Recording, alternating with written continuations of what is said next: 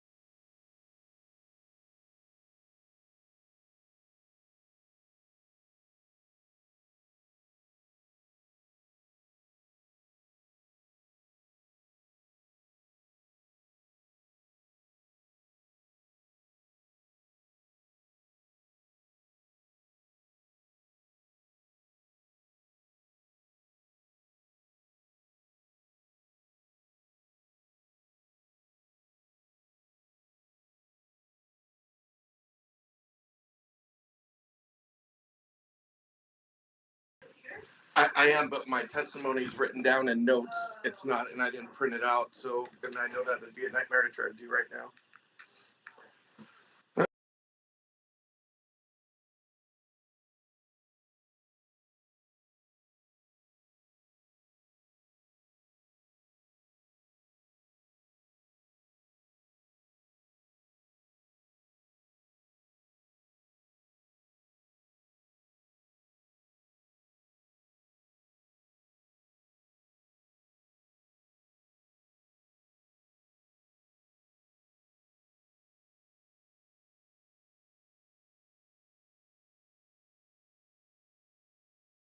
Are attending via the electronics. One will be on Zoom and the other will be, or on Teams actually this time, and the other will be on by phone. Good morning, and thank you everyone who's here in the room and to those who are listening online. I'm Mary Wall, Chair of the Fish and Wildlife Commission, and would like to call the Friday, September 15th, 2023 Commission meeting to order. I live in Langlois on Oregon South Coast, and we'll go ahead and do introductions. So Commissioner Labhart, Zoom, and the other will be on Teams actually this time, and the other will be on by phone. Becky Good morning, Hatfield, and I thank you am everyone who in is Brothers here in the room in and to the Klamath those Basin who are and listening Paisley. online. I'm Mary Wall, Good morning, Chair of Dr. the Leslie Fish King. and I'm in Wildlife Portland. Commission, and would like to call the Friday, September Commissioner 15th, Spellbrink, will you introduce 2023 yourself? Commission meeting to order. I live in Langlois on Oregon South Coast. Okay, you hear me okay? I can hear you. I wouldn't say okay yet. Okay, It's coming. yeah, Bob The Spellbrink. computer back Select there. Oregon. And Commissioner Khalil, will you introduce yourself and speak loudly because we're having a little trouble hearing the online part? Yes, can you hear me? Yes. Okay, great. Hi, I'm Kathleen Khalil. I live in Portland, Oregon, and I will be on video in about a half an hour. Thank you. Director Melcher. Good morning. I'm Kurt Melcher. I'm director. And Michelle, could you introduce yourself and tell people about the system, anything they need to know, please? Good morning. I'm Michelle Tate with Oregon Department of Fish and Wildlife, and I want to thank everyone for your patience as we still continue to adjust to this hybrid meeting model. A couple of things I wanted to let you know about. We are experiencing some connectivity issues, so I apologize if online we'd lose you, but we're going to make every effort that we can to keep connected, and if we drop, we will return as soon as we can get things resolved with the internet. We're in the room. Restrooms are out the meeting room door to the right, down to the far hall, and then another right, and look forward to getting through today. And just to let people know for the meeting today, we do have a time certain set for exhibit item E, which is contest for coyotes and other unprotected mammals, and that will be at 1 o'clock. And we will start right away with the director's report. Well, good morning. Thank you, Chair Wall and commissioners. Before we start with the director's report, I did want to at least offer our thanks again to the staff that provided a great tour for us all yesterday. Touring many important projects and looking at issues here in Central Oregon. So with that, then we'll commence with the field report. We did provide the field reports to you all in written form and happy to answer questions. I see one down on the end. Thank you, Director. And we've chatted, and I've chatted with some of the staff, but I'm just asking the question for the record. As a doctor, when I saw in the picture of one of your staff members handling a bat, my hair just stood on end. Now, in fairness, that person is wearing a mask and gloves. And it turns out on the tour yesterday, I met who that person was, and they explained all the precautions that they take. But one of the things that I raised is, particularly with the handling of bats, bat represent the highest form or the largest amount of rabies west of the Mississippi. It's in the top 3 east of the Mississippi. So that, and you can actually get it from handling the bat. You can get it from inhaling parts of the guano, meaning, so I mean, it's highly contagious and uniformly fatal. You die at a hellish way. So my question was, are we making sure to protect our staff and making sure that they have access or they actually have the rabies vaccine? So that is what I wanted to No, and you have answered, but I guess answering for the Yeah. record to make sure. Sure, thanks, Chair Wall and Commissioner King. Yeah, and this, for me, this goes in the category of no matter how long you've been around here, even 38 years like myself, you learn something new every day. And yesterday I learned that while we do not require rabies vaccines for our staff, it's highly encouraged and we actually do pay for them. And most, if not all of our staff do take that additional precaution besides the other mitigative measures that you mentioned. So appreciate the question. Yes, thank you. I just noticed because we always get the health and safety report that's kind of at the start of all of our Monday morning minutes. And so that's why it just popped into my mind. So thank you for clarifying that. I'm glad that we're making sure to protect people. Great. No, I have to confess, I'm so used to looking to my right to look towards commissioners, so I'm having a little difficulty looking to my left. But that's just a personal issue. So we'll go on with Director's report. We have an expenditure report from Ken Lawfink. Shannon is out this week, and so Ken, our Administrative Services Division Administrator, offered to give the report. Ken?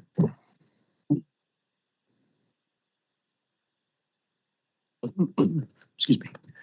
Good morning, Chair Wall, Commissioners, Director Melcher. For the record, my name is Ken Lawfink. I'm the Administrative Services Division Administrator. Thanks for the introduction, Kurt. So a quick and easy financial report update today. So not a lot has changed since the last report in August, which when you have a strong ending balance is a good thing. The financial report, which has been provided in your packets, basically or essentially represents the closeout for fiscal year 23 and the 21-23 biennium. You'll notice the figures within the report show that our revenues outpaced our expenditures, and all expenditures came in at or below the expected spend amount for the biennium, which is great. You also see that our ending balance at the end of June was $64.9 million. A closer look at the biennium numbers shows that we started the biennium with about $62.6 million in the bank. That's unrestricted cash, and we ended with 64.9. So really good consistency across 2 years, considering the amount of money that gets exchanged on a monthly basis. So really good stuff there. Looking now to the beginning of the 23-25 biennium, our July ending balance was, I believe, right at $65 million and unrestricted cash at $57 million. So again, really good consistency. That's the third straight month where our ending balance is $65 million plus or minus $1 million. And since we're not going to see it for the next couple months, went ahead and looked at the preliminary August numbers, and still really good information or really good figures for August. We did see a slight dip in our unrestricted cash ending balance. The preliminary numbers show an ending balance of about $60 million. The dip is in large part due to the $1,500 COLA that all staff received on their September 1st paychecks. $1,500 times the amount of staff we have amounted to about $2.1 million, so a pretty big hit. So that explains some of the variation there. Looking further ahead now to the existing biennium, our budget team is furiously working on expenditure sheets for all the programs. All programs have received their preliminary expenditure sheets, have reviewed those, provided feedback, and now the budget team is taking that feedback, putting it all together with the goal to get the final sheets out to all programs by December. Looking even further ahead, it's hard to believe since we just started the biennium, but planning for the 25-27 biennium will start in earnest later this year in December when the budget team starts looking at some of those projections for the next biennium, and then divisions start putting together their preliminary POP requests. We'll obviously have more updates for that planning process in the new year. And then finally, an audit update. Our auditor is working on the first two of the 4 audits selected for fiscal year 24. The first 2 up are hazardous spill response and review of our I&E division. It just started, and we just had our audit meeting a couple days ago where we talked a little bit more in detail on those, but not much to share at this point, and we'll have an update later next year with more details on those when it becomes available. And that's all I have prepared today, but I'm happy to answer any questions if you have some.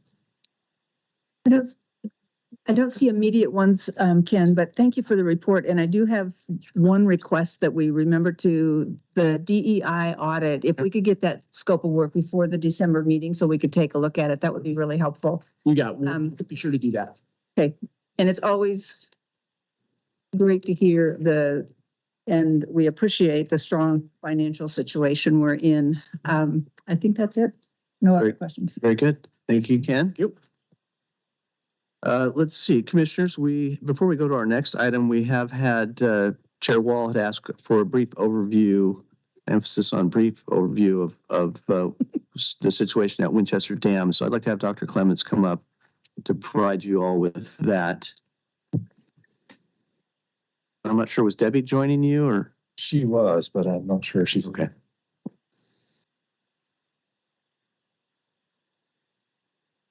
So Chair Wall, Commissioners, Director Melcher, for the record, Sean Clements, Deputy Administrator for Fish Division.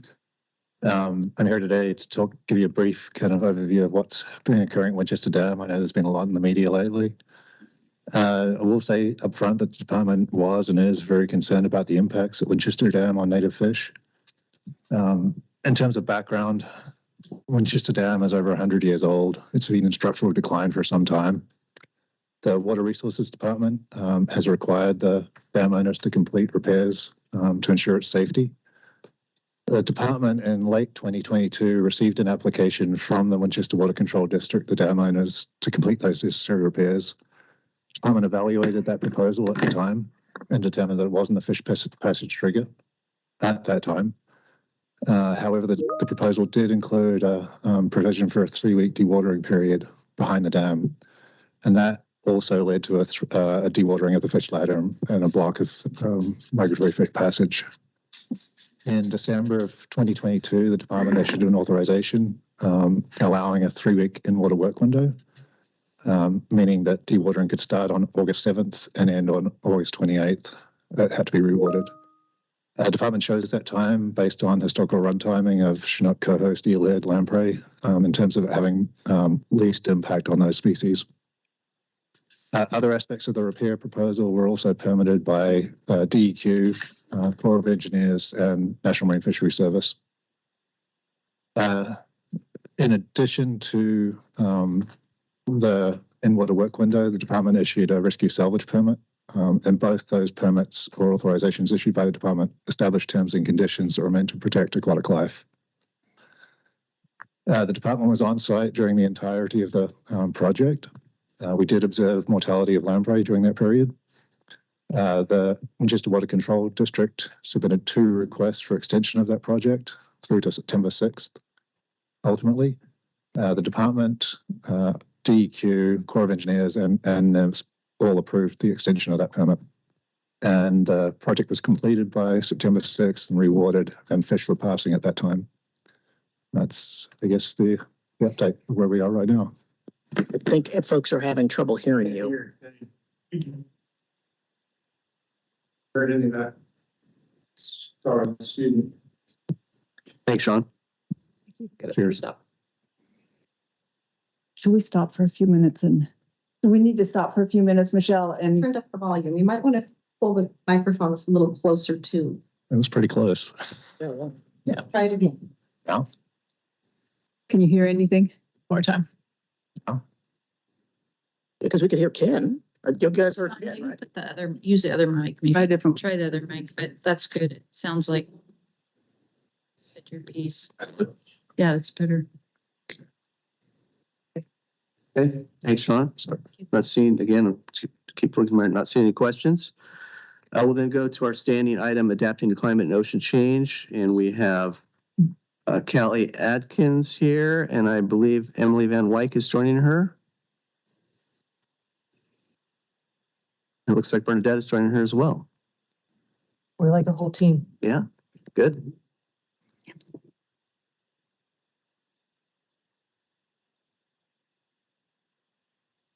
Morning, Chair Wall, members of the Commission, Director Melcher.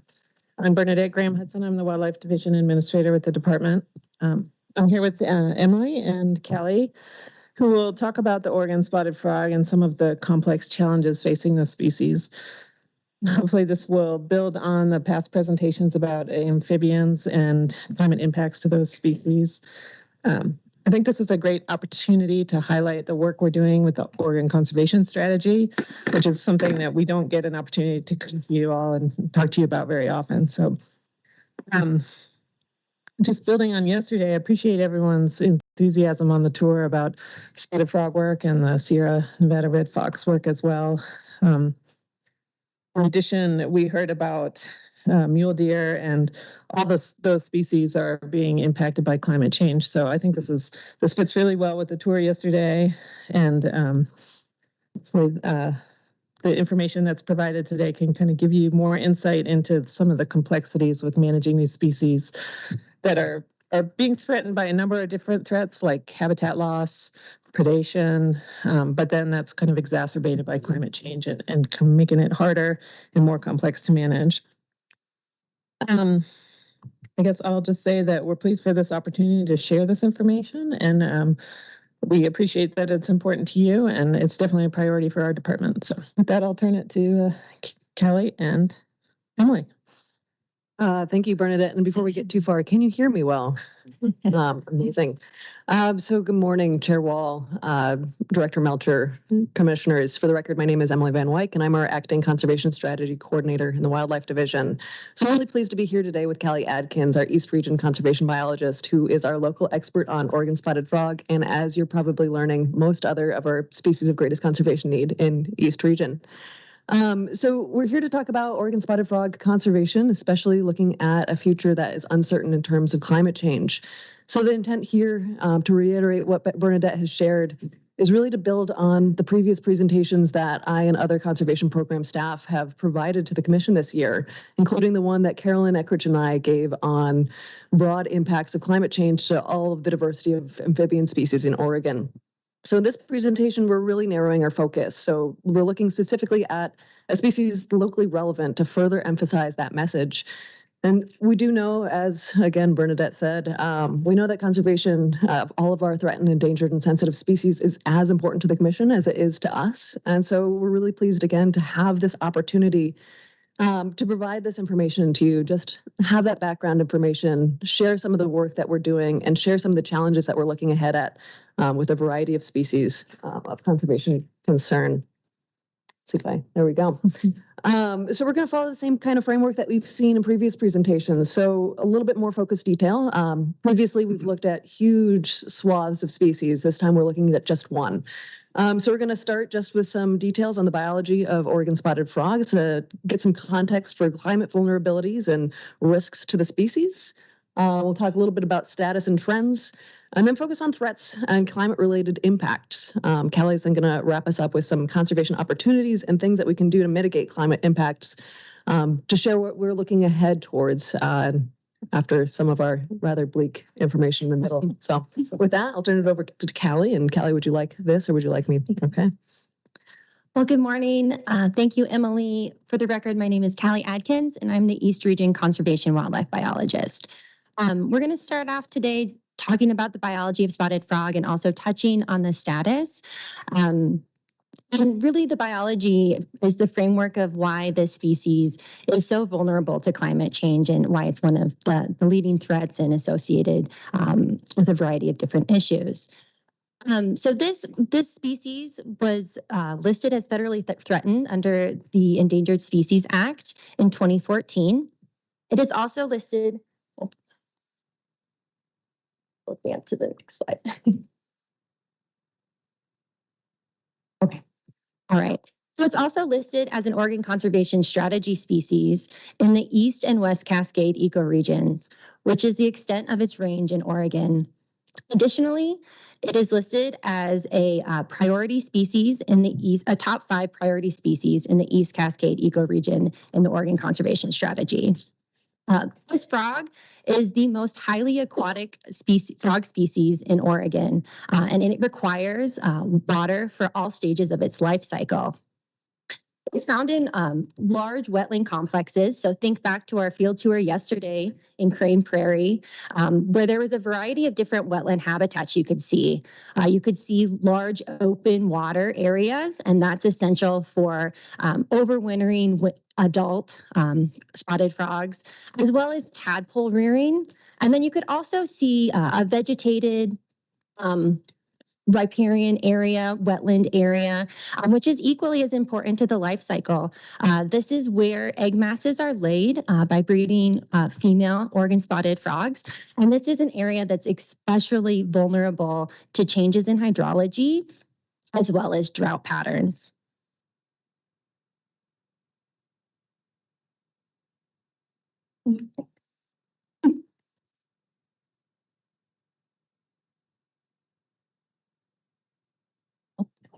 Went to. All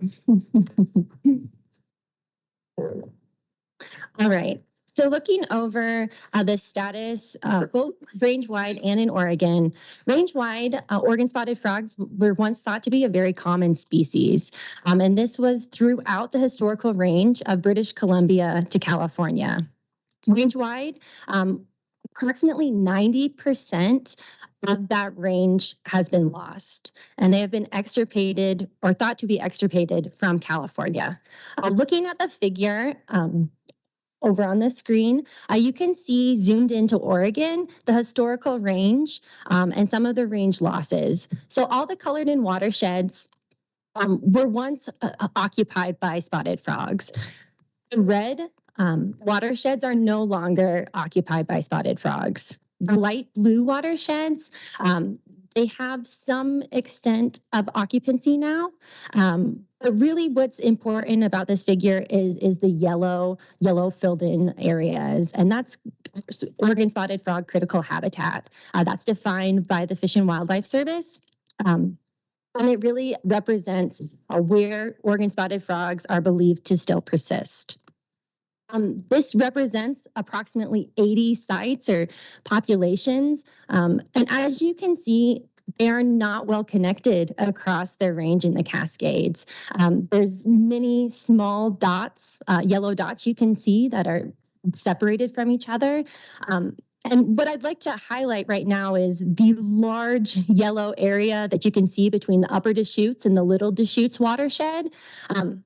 That's where we are now. That's where we went on a field visit yesterday and visited one of the key Oregon spotted frog population sites. And that really represents one of the last strongholds of Oregon spotted frogs, not just in this area, not just in this state, but across its range.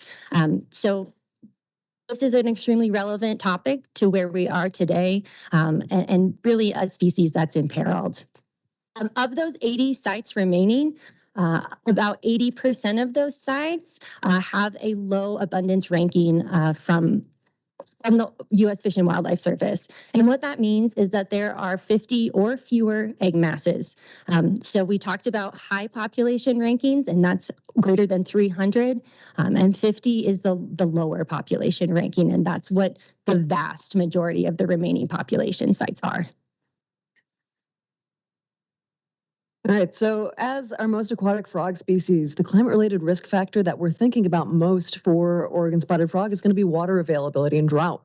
So over time, we anticipate climate change will play a role in each of the subbasins that Oregon spotted frog are currently found in, as we see changes in type and timing and amount of precipitation. So we'll see snow-dominated systems that they're currently living in change towards more of a snow-rain mix, and that results in things like reduced peak stream flow, increased winter stream flow, and then reduced late summer flow. All of those things can reduce habitat suitability for Oregon spotted frogs and can render them vulnerable at different times during their life cycle. It can lead to individual mortalities as well as reduced productivity. So in recent years, occupied subbasins in Oregon have experienced extreme drought conditions as part of the worst mega drought on record. And Oregon spotted frog populations have continued to decline since their 2014 listing. So I have here a map of drought conditions averaged from August of 2022 to August of 2023, just as a way to kind of situate yourself in and provide some context on the current status that we saw yesterday. So this is what we're looking at. So this map, and you might not be able to see the key too well, ranges everywhere from white, so we're good to go, to yellow, so that's category D0 or abnormally dry, all the way to that dark red D4 exceptional drought. So to put that map into the context of what that means for frogs, I have listed here some of the examples of what those categories have meant in the real world, specifically in Deschutes County in recent times. So even at category D1, just moderate drought, that peach color on the map, water levels are starting to decline. In category D2, the severe drought in orange, we have marshes drying up. And in category D3, which is extreme drought, that red, low oxygen and high water temperatures are impacting wildlife directly. So in the last 4 years, throughout the range of Oregon spotted frog, we've been seeing not just D3 extreme drought, but also D4 exceptional drought. So there we go. So to zoom in a little bit further, just really to consider what does this mean more locally for the conservation of Oregon spotted frogs. I pulled out this chart of drought conditions just in Deschutes County from 2000 to the present. It uses that same color scheme. So again, going from that yellow all the way to the dark red. And so you can see in recent years, in the last 4 or so years, Deschutes County has seen an increase in both the frequency and severity of droughts, with extreme or exceptional drought in much of the last 4 years. So this is just an example of the broader picture of drought impacts throughout the range of Oregon spotted frog in recent years. And again, since the 2014 listing decision for the species, consecutive years of drought, as we're seeing here, have contributed directly to the continued decline of many populations, with sites like those local to where we are now and the ones you saw yesterday is no exception. So what does this mean for Oregon spotted frogs? We don't really have a detailed answer, but what we do know is it's not good. So what we've done here is line up that same chart that I just looked at in the previous slide with minimum breeder estimate counts at Crane Prairie, just to give that local context. So Callie probably mentioned yesterday that there are limitations to the way that we're able to measure Oregon spotted frog populations, and our primary means is going out and counting egg masses. So there's some challenges with that, and so some limitations, but you can see that there's anecdotally some overlap as we see a ramp up in populations from 2013 up to 2019, and then a pretty precipitous drop, and it lines up pretty well with drought. Some things that I think Callie might mention in a moment are some of the strategies that we've taken since 2014 to mitigate losses. So looking at how to conserve water. And so we're seeing that increase, but even with those mitigation efforts, we're still with that extreme drought, seeing this extreme drop in population status all the way down to this last year. The last year we counted in 2022, we're losing populations. We don't have a lot of those animals out there. So while we don't really have clear correlations, we do have correlations, we have clear correlations, but we don't have the data to really definitively say causation. But we know that climate is this great multiplier. And with that, I'm going to transition back to Callie. She's going to talk a little bit more about specific threats and status and how climate exacerbates the current picture. So Oregon spotted frogs, they have threats that are common to many other species that reside in Oregon: habitat loss, encroachment of non-native species, hydrologic changes. However, because of its life history being very aquatic, climate change really accelerates these threats in a manner we don't necessarily see with other species. And particularly habitat loss and hydrologic changes, you can't really talk about one without the other for Oregon spotted frogs, because habitat is so intertwined with water availability. Water timing and amount is a very, very important consideration of habitat. And as we talked about yesterday, Deschutes County and Central Oregon is really expanding and growing. And with that, needs for water for the population, or the human population, is growing. Water allocation, damming, and ditching for agriculture and urban development have all played into the decline of Oregon spotted frogs. And then when you overlay a mega drought on top of that, there's just not enough water to go around. And some of the specific issues that we see with these changes in habitat loss and hydro periods. So those shallow areas that are vital for breeding, those become very vulnerable for desiccation of egg masses. So if a female is able to survive and she lays her eggs, and then water is brought down or we experience drought in that vulnerable period, those egg masses will dry up on the banks, and then we don't have that cohort, that population boost from new individuals coming into the population. Additionally, we talked about how spotted frogs live in complex wetland areas that have deeper pools and more shallow connecting wetland areas. Those shallow wetland areas are going to be the first ones to dry up. That means that then we have these disconnected, deeper pools of water. It's more difficult for spotted frogs to move in between those areas when they're dry in between. Some life stages simply cannot move between those areas when there's dry, desiccated areas in between. And then we also get population isolation. So that makes them vulnerable to stochastic changes. It makes them vulnerable to disease, and it makes them vulnerable for genetic variation, and we can see decline in population health. Additionally, as we talked about yesterday, Jerry George, our district fish biologist, mentioned removal efforts of brown bullhead. And they're just one of the many predators, non-native predators that Oregon spotted frogs face and that are exacerbated by climate change. And so some of the common predators, non-native predators that Oregon spotted frog face are bullfrogs, bass, and brown trout and brown bullhead. As I mentioned, some of these non-native species are able to adapt more quickly to climate change than our native species. So take, for example, American bullfrog. It's a predator of Oregon spotted frog. It can eat all life stages of Oregon spotted frog. However, Oregon spotted frog, with some of their adaptations, were able to persist at higher elevation locations that remained cooler in the American bullfrog breeding periods. That meant that American bullfrogs could not reach the same elevation. So Oregon spotted frog were somewhat buffered from that non-native predator.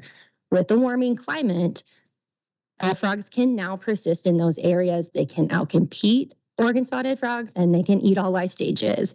So that's a huge threat to them.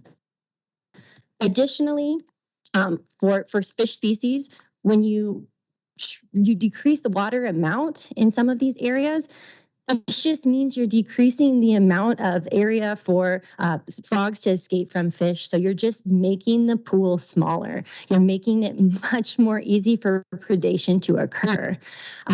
Non-native animal species are not the only threat. There's also non-native plant species such as reed canary grass. So we have repeatedly mentioned how important those vegetated areas, shallow water wetlands are, and native plants are a very important component of that. Reed canary grass is a non-native grass species that grows taller and much more thick than our native grasses that we would typically see vegetating those wetland areas. So if a female spotted frog is able to survive all of these predators, she's able to have enough water in the wetland areas surrounding the deeper pools, and she lays her eggs, and it's not too cold and they don't freeze, we can still face the threat of encroachment from reed canary grass that shades out those eggs, and then they don't get enough water or enough sunlight warming them, and they may not develop because now we have an invasive plant species.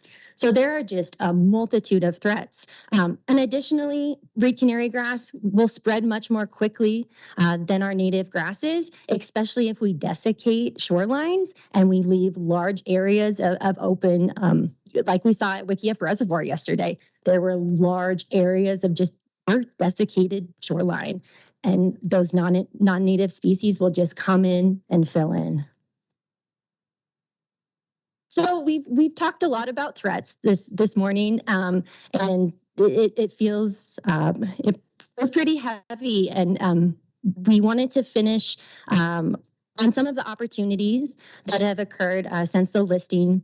In 2014, one of the primary conservation opportunities is the Deschutes Basin Habitat Conservation Plan. That's a collaborative strategy to share water resources in the Deschutes Basin. It was established in December of 2020, and it's a 30-year permit. It ensures that all stakeholders meet requirements of the Endangered Species Act and are in compliance. So what this looks like is strategic allocations from reservoirs to keep flow amounts more similar to what we would have seen naturally. So historically, with agriculture and urban development, we've seen a dewatering period in the winter, which is a very important time for spotted frogs to have water availability. They're overwintering. They need some sort of flowing water to stay alive in the winter time. Additionally, when we pull those water levels down in the winter, we're exposing a lot of riverbank, and that's getting degraded. That's much more subject for just degradation. And then in this early spring and summertime, flows ramp up when irrigation needs that water, and then they hit those degraded shores, and it's just a complete blowout. Lots of sediment is released into the river, and it's a very unnatural system compared to what we would see with more consistent flows over time. This conservation plan aims to keep an amount of water flowing in the winter, and then use strategic ramping of allocation in the spring and summer to reduce some of that blowout effect and make it just a much more natural system. Additionally to water allocation, it also includes conservation funds paid by the irrigation permittees to complete conservation actions. ODFW serves on a technical committee to help decide how those funds should be spent. So far, we have we've funded 2 years of bullfrog removal efforts in the Little Deschutes subbasin. Additionally, some of that work that Jerry talked about yesterday with brown bullhead removal, that was funded through this Habitat Conservation Fund. So with that, we'll open it up for questions about spotted frogs and climate change. And thank you for your time this morning. Thank you, Kelly. Go ahead, Commissioner. Okay. Thank you, Chair Wall. So, Sally, I'm hoping to get your autograph today. The reason is I was watching the local news this morning, television station, and who should pop up on there but you, and on the tour yesterday. Now, you were specifically talking about the Sierra red fox, but I kind of puffed up a little bit, and I thought, oh, that's really cool. Here's an attention that is giving to your work and the work that you do for spotted frogs and other species. So I'm just joking about the autograph, but I just want to thank you. Your passion is contagious. Your caring for the species that some people just it's lower down on some people's radar, and so you're bringing the attention to something that's very important to a lot of people and to that species in particular and the other species that you talked about yesterday. I very much enjoyed the tour yesterday. I learned a lot from you. I learned a lot from the other biologists that were there about things that are going on in Central Oregon. So I just want to thank you for your passion, for your promotion, and keep up the good work. Thank you. Thank you, Commissioner. I have a question that I'd like to ask, and I would echo what the director and Commissioner Laphart said about the value of yesterday. It was remarkable to have seen it and now hear even more information about what's going on out there. The question I have is, as I understand from yesterday, we were looking at standing next to one of maybe 4 core places left in the state for Oregon spotted frog. And you described very well the situation that it's a delicate balance to keep at this one, to keep the situation. And there are awful, I would say, choices to be made locally to keep even that delicate balance in place, to keep this core habitat. And my question is, at the other three, do you happen to know, or maybe Bernadette, you do, if we are in a similar situation where we have a very delicate balance hanging on to these four core habitat areas for this species? Then I have one other question. And Chair Wall, thank you for the question. So I would say that Crane Prairie is one that we have, like you said, we have levers that we can pull, or we have more manipulation that can be done there. So as we discussed yesterday, Wickiup Reservoir can feed water into Crane Prairie, and we can keep that at an amount that it stays wetted. What's very concerning is with that graph of Crane Prairie, we can see even though we're holding that up higher, we're still seeing declines and impact of drought. In other core areas, we don't have as much control of the water level. So I would argue that they're even more vulnerable because we don't have that lever that we can pull and hold and try to hold up. The one other question I have is, and I would just, it may be just an opinion, but when we look at what we saw yesterday with Crane Prairie and the delicate balance to keep this species from tipping over into extirpation as it has elsewhere, there are other species that may not be quite as vulnerable, but in most of the cases that you know of, like with these four areas, is it the case that there are other species there that are just as vulnerable? And I know we have the predators and they're not, but what about other species? Because typically when we hear these kinds of explanations, it's more than just the single one that we're talking about. Thank you, Chair Wall. So another species that I would highlight that's very connected to the same shallow wetland habitat that we have a project going on right now is yellow rail. So they additionally have shallow wetland requirements for their breeding. They need a very specific set of conditions similar to Oregon spotted frog. So wetland areas, they're very vulnerable under the current climate, and they support a suite of Oregon conservation strategy species. Those are just two to highlight, but it's a complex challenge. I would say that spotted frog and yellow rail are kind of a flagship species that we can get behind because they represent some of the most imperiled. But very often amphibians are kind of canaries in the coal mines for us, and they are the first ones that say, hey, we need to pay attention. Something is happening here, because they're so tied in with water, which is something that we all need. Thank you.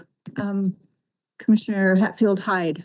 Yeah, thank you. Thanks so much for the presentation. You know, I'm super interested in you pointing out the reed canary grass, because unfortunately, just in the time that I have spent trying to pay attention to wet places in Oregon that matter, that plant is so freaking aggressive and really, you know, has so many modes of occupying.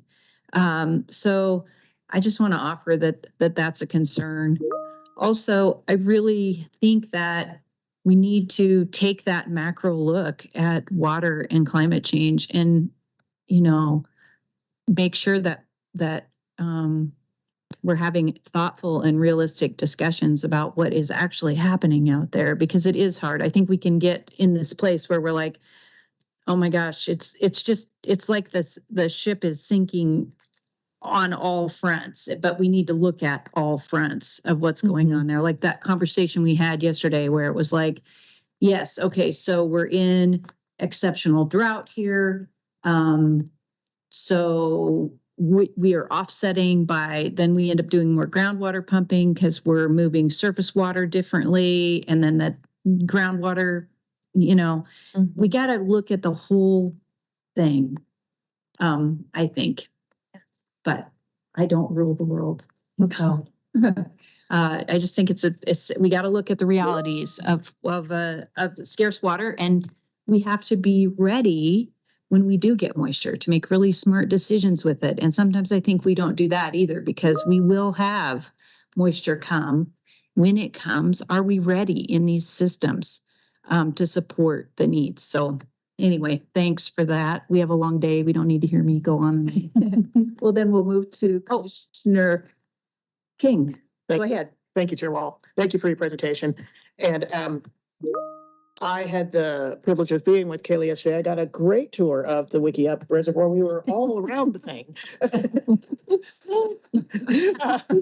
And I learned about yellow rail. That's why we were over there. There was the method to our madness. You guys were lost. Not everyone knows. We were just on the other side of the reservoir. And now, and I think also it's important for someone like, I can make all these snarky remarks that Ben sort of looks like Beaverton now. Like, did I actually go anywhere? But, in the reality, looking at the high desert and looking at that reservoir, I didn't realize it was a reservoir. I think that's kind of significant, to really home in on how extreme this drought is, and that we are still in it, that we need to think about how we use water in a fundamentally different way, like realizing, hey, you are in a high desert. Why do we have lawns? Like what exactly is going on? And realizing that this is a limited resource and completely changing our thinking and our relationship to and with water. For ourselves and for the entire habitat. But my question, what I was trying to get at is, and maybe Bernadette can chime in as well, is the drum I always beat, the 420 out of the 500 that is kind of in the tiny little budget. This is one of those, right? This is one of that 420 of the 500. Like we talk about the other 80 a lot. That's in big budgets of yours. This 420 is in little budgets. So what are we doing? And I imagine there's a number of things we're doing. What are we doing to try and get more funding so that we can have the proper focus and have these proper conversations that we're all talking about? Thanks, Chair Wall, Commissioner King. That's an excellent point, and I appreciate you highlighting it. I mean, this is why this is exciting for us to come and talk to you all about the conservation strategy species, because we do want to kind of elevate everyone's awareness of what's going on with them and the work that we're doing. As you mentioned, our budget for the conservation programs, smaller portion of our overall wildlife division budget, but equally as important. And because of that, we rely on our partners a lot. So these folks work with a number of different entities, both other government agencies, as well as nonprofits, universities, that type of thing, to get a lot of the work that we want done completed. And so we try to provide them the tools, the technical assistance, the priorities to help them, to point them in the right direction and help kind of advance our work on those species. So definitely interested in additional funding. And that's, we've talked about the Recovering America's Wildlife Act, the OCRF, a lot of federal funds that are coming. We're keeping an eye on those and looking for opportunities to get additional work done. We also try to put some of our PR dollars to conservation program work when we can. And so, it's kind of a multitude of different strategies to elevate the work and get as much done as we can. And the reason I'm kind of honed in on, I'm on the budget committee, so I kind of have at least a general sense of the amount, the percentages of your budget. So of our total budget, your percentage is something like, it's just short of 100 million. Your wildlife, right? Do I have that right? I didn't know there was going to be a quiz today. No, I'm sorry. No, I'm just trying to, because I guess I'm trying to contrast. And I don't know the exact number either, but your chunk, the way the division works, the game species essentially get the most of it, even though they're the less number, is what I'm trying to get at. So, can you give me a sense of the 420 are jammed into this small little budget? Like, about how big is it? Is it compared to the other one? Chair Wall, Commissioner King, I believe it's about 10%. Okay. 10. I know our number if you'd like. Yes, please indicate our number. So the conservation program funding, so conservation program including 8 staff members full-time. I think there's 9 of us currently, so 2 are half-time.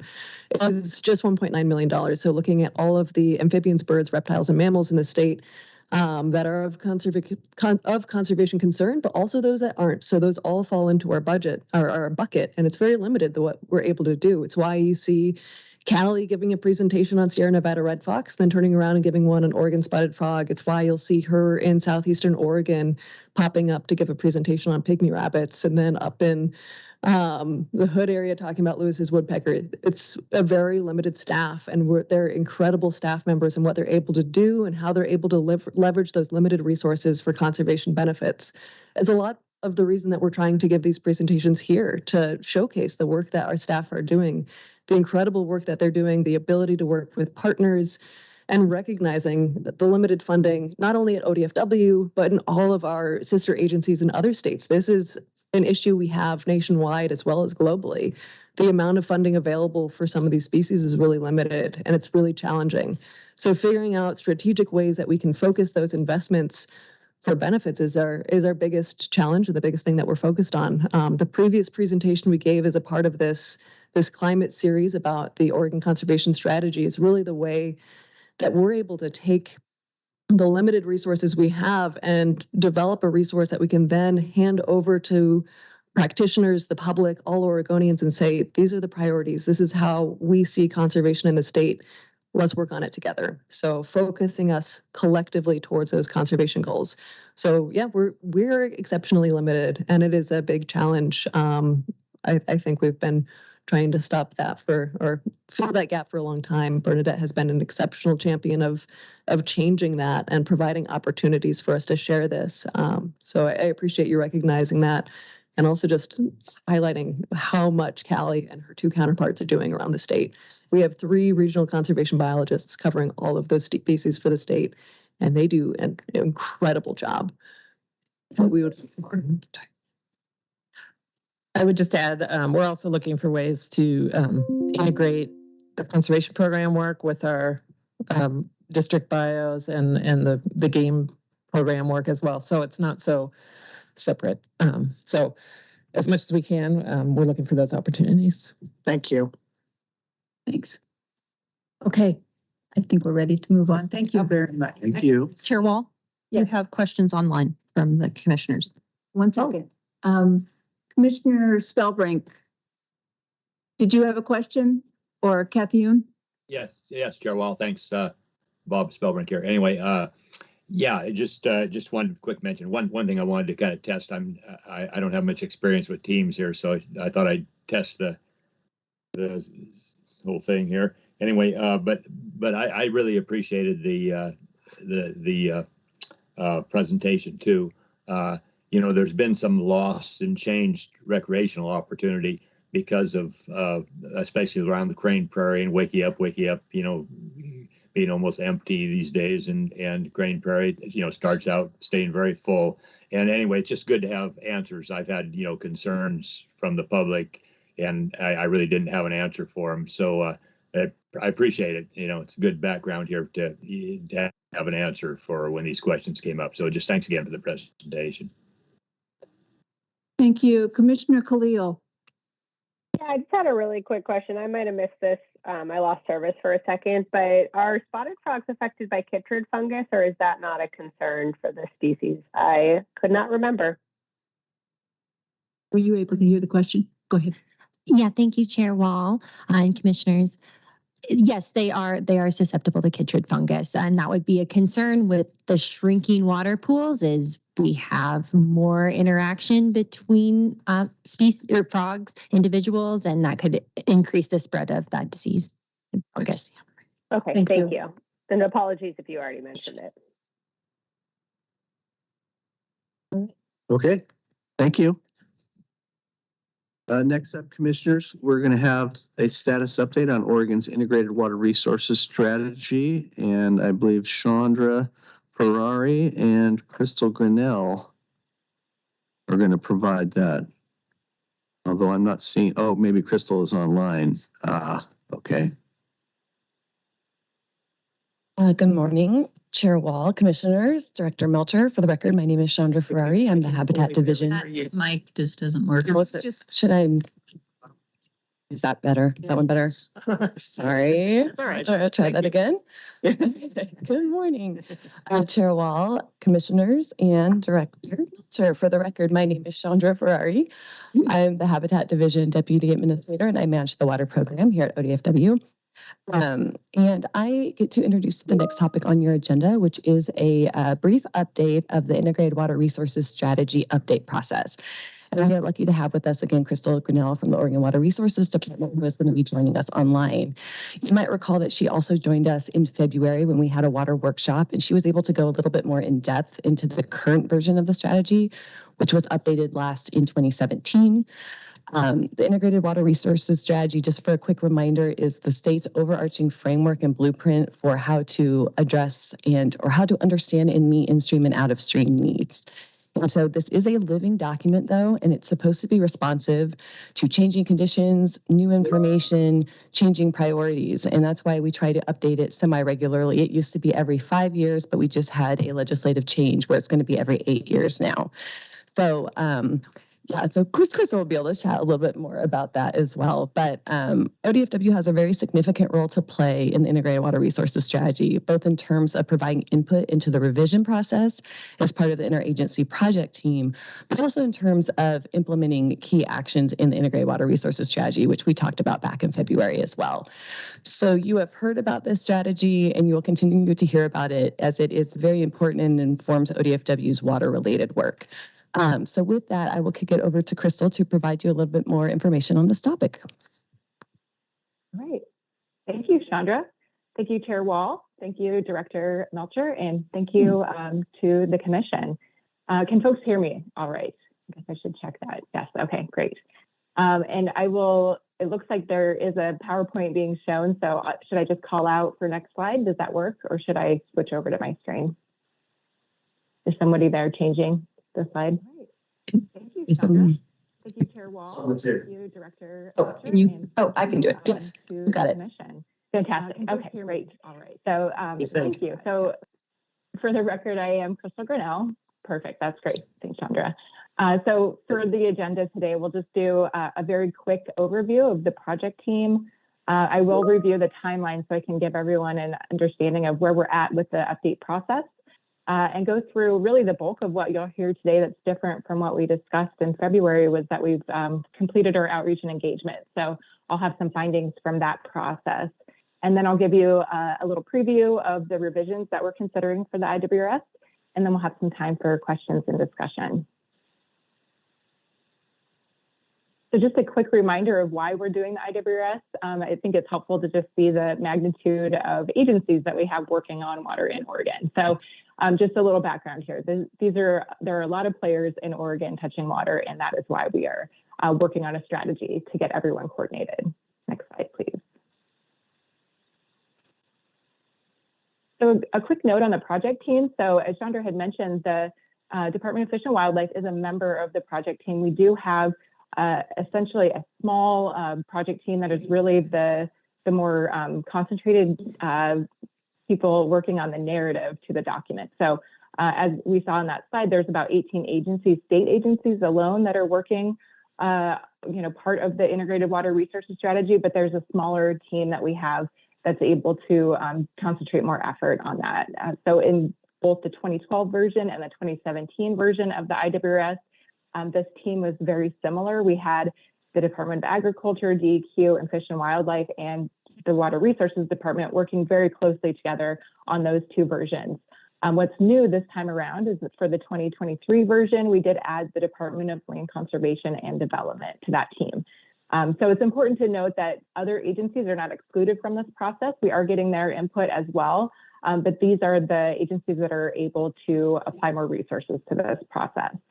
So outside of that, we also have the Water Core team, which is an excellent place to get that input from those other agencies. So we do have about 15 agencies regularly attending those meetings So they've been up to speed on what we're doing with the integrated water resources strategy and also providing a lot of input there. We've also developed a federal liaison team. So that's pulling in the input from all of our federal partners. So that's also an important piece of the integrated water resources strategy. And then just as a side note, we also do have just an internal water resources team that I've also been working with as well. Next slide.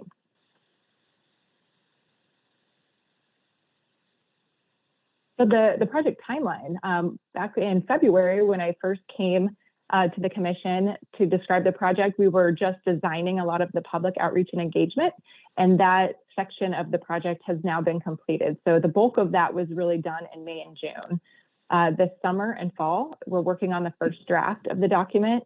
We plan to release a version for public review and comment sometime in October, have another round of revisions, and release a second draft for public review and comment, hopefully in early 2024.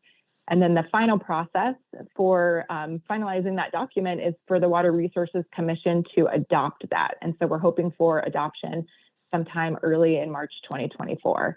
And I do just want to mention that the rationale for the timeline here is that in 2024, all the state agencies will need to start shifting over into developing budgets for the next biennium. And so having the integrated water resources strategy completed before that effort so that everyone can reference the integrated water resources strategy and have those actions on their radar as they're developing their work plans and their budgets is going to be very critical.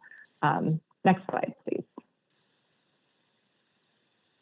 So just a little bit about the outreach and engagement efforts that we did. So back in May and June really is when we concentrated a lot of the facilitated engagement. So we were able to hire a consultant to help us. So the Oregon's Kitchen Table out of Portland State University helped us do the outreach and engagement. We did have 7 in-person meetings, 1 virtual, several culturally specific conversations, 3 youth-specific events, several self-led conversations, and then a public survey that was translated into 9 languages, and that was offered both online and in paper version. So the findings from all of those activities are summarized nicely in the Oregon's Kitchen Table summary report that they developed for us and released in in mid-July this summer. So that's that report. There's 2 versions of it, and there are some summary reports that are also translated as well. There's a nice, concise, just a few page summary, and then there's also a more intensive version that shows the public survey questions that we asked and a lot of other details that we gathered from that effort. Next slide, please. So in addition to those public efforts, we also did an agency survey. So this is an interagency survey, so reaching out to some of our water agencies and hearing directly from staff about their hopes and dreams for the next IWRS, how they're using it, things they'd like to see changed, et cetera. And then we've also been doing, of course, outreach and consultation with tribes. And in addition, also meetings similar to this, where I'm going before various state agency boards and commissions and letting them know about the process that we're going through right now. Next slide, please.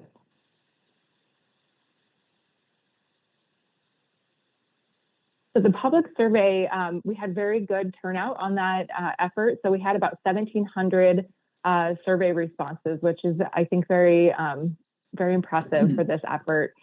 There were some themes that I'm just highlighting here. It's hard to do it justice just in one slide here, but I just wanted to give you a flavor of what we were hearing, some themes that were coming up.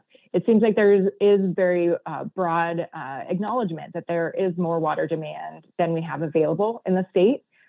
Folks are discussing the fact that we don't have safe and sufficient water and it's not equitably distributed. A lot of content in comments related to water rights. A strong opinion that things should stay the same way that they are right now versus we need to look at the situation and propose some change.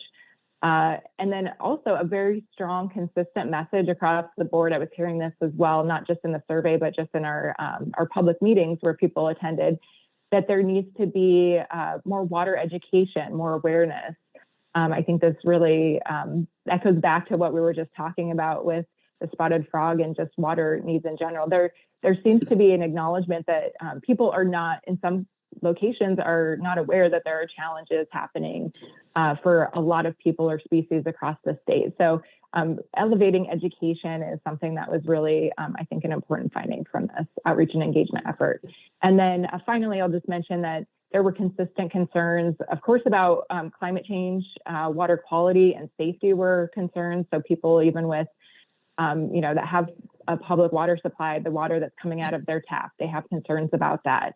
Availability during natural disasters and the ability for water in the streams to support fish and wildlife was also a major concern. Next slide, please. And I just wanted to show some quotes here. We have a lot of, open-ended responses that we gave in the survey. So this is just a representation here of a few pieces that I think you will see reflected in the integrated water resources strategy. The sense of urgency was definitely a common theme that we were hearing from folks. People want to know what we're doing as a state regarding our water challenges, and they want us to be accountable, but also let folks know what is being done. So that communication piece is currently missing, is what we're hearing. In addition, people were emphasizing kind of the normal things that we think about when we have water challenges, like conservation. So a comment here about, acknowledging that we all have potential to improve our conservation, but we need more guidance. We need some more incentives to help that happen. And then just that last comment there, I think, was also something that we were hearing quite often, again, in the public meetings as well. More regulations are not always the answer. We need to work together creatively. It's not regulations that are going to get us out of this situation. So next slide, please. And then just changing modes here to the interagency survey findings. So moving away from what the public was saying, this is really just the take homes that we had from the interagency folks. So generally a limited familiarity with the contents of the IWRS. I will put that in the context of a lot of folks that were responding to the survey said that they were generally new to their agency or, as an employer. So people aren't hearing about the IWRS as soon as they come on board. So that's an interesting thing to understand also. And then folks are saying that they don't have time to read the current IWRS right now. It's currently about 190 pages. So there was a call for a summary or an overview, some way to quickly digest what's in that strategy and be able to have that knowledge without sitting down with that full document. And then also a call for more connections between agency programs and integrated water resources strategy recommended action. So just as a reminder, that full document itself really boils down to recommended actions. That's the way that strategy functions. It's got currently 51 recommended actions in there. And so folks are just asking for a little bit more clear connection between what agency would be the right fit to do some of those recommended actions. And then finally, I'll note that there was a request for enhanced online digital access to the IWRS. So this was also something we were hearing in some of the public outreach and engagement comments as well. The survey open-ended responses also were highlighting this, where folks are wanting to have a little bit more online interaction with the strategy itself. Next slide, please. And finally, for the outreach and engagement effort, I wanted to mention the 100-year water vision. So this was not outreach and engagement that we did just this last year, but it was done over 2 years ago, where the former governor had an effort to get input from the public on the 100-year water vision. So somewhat of a separate effort from the integrated water resources strategy. But throughout that whole process, folks kept bringing up the fact that they wanted this input carried forward and reflected in the integrated water resources strategy. So that's an important element that we're looking at in terms of including that input and the vision and folding that into the integrated water resources strategy. So again, very similar things that we're hearing from that outreach and engagement effort to what we were hearing just this last year. A call for education, folks feeling that there was not an awareness about the state's water challenges, a clear need for more coordination and collaboration and that being not just at the state level, but up and down through communities, local and regional governments up to the state level. There was also an emphasis on stewardship. That was a very strong message throughout the vision comments. And then, of course, data needs came up quite a bit too. And there was the benefit of that process having a full day technical workshop where technical people were able to get together and discuss what data needs were needed. So that's a really valuable piece of information that we have. And of course, the data needs component was a very critical piece of even the first integrated water resources strategy. So back in 2012, when that very first version came out, the focus was very heavy there on our data needs, and that continues to be the case. And then finally, I'll just mention that local and regional planning also got a lot of attention in the 100-year water vision. And so that's something that's still moving forward as well. Next slide, please. Now I'll just dive into a little bit of what we're thinking on these proposed revisions. Clearly, there has been a lot that's happened since 2017 in a lot of different regards. So there are some things that are clearly just, things we need to add to this new version because times have changed. There is a new expanded relationship with tribal collaboration that needs to be reflected. Climate change has a different emphasis than it did even just 5 years ago.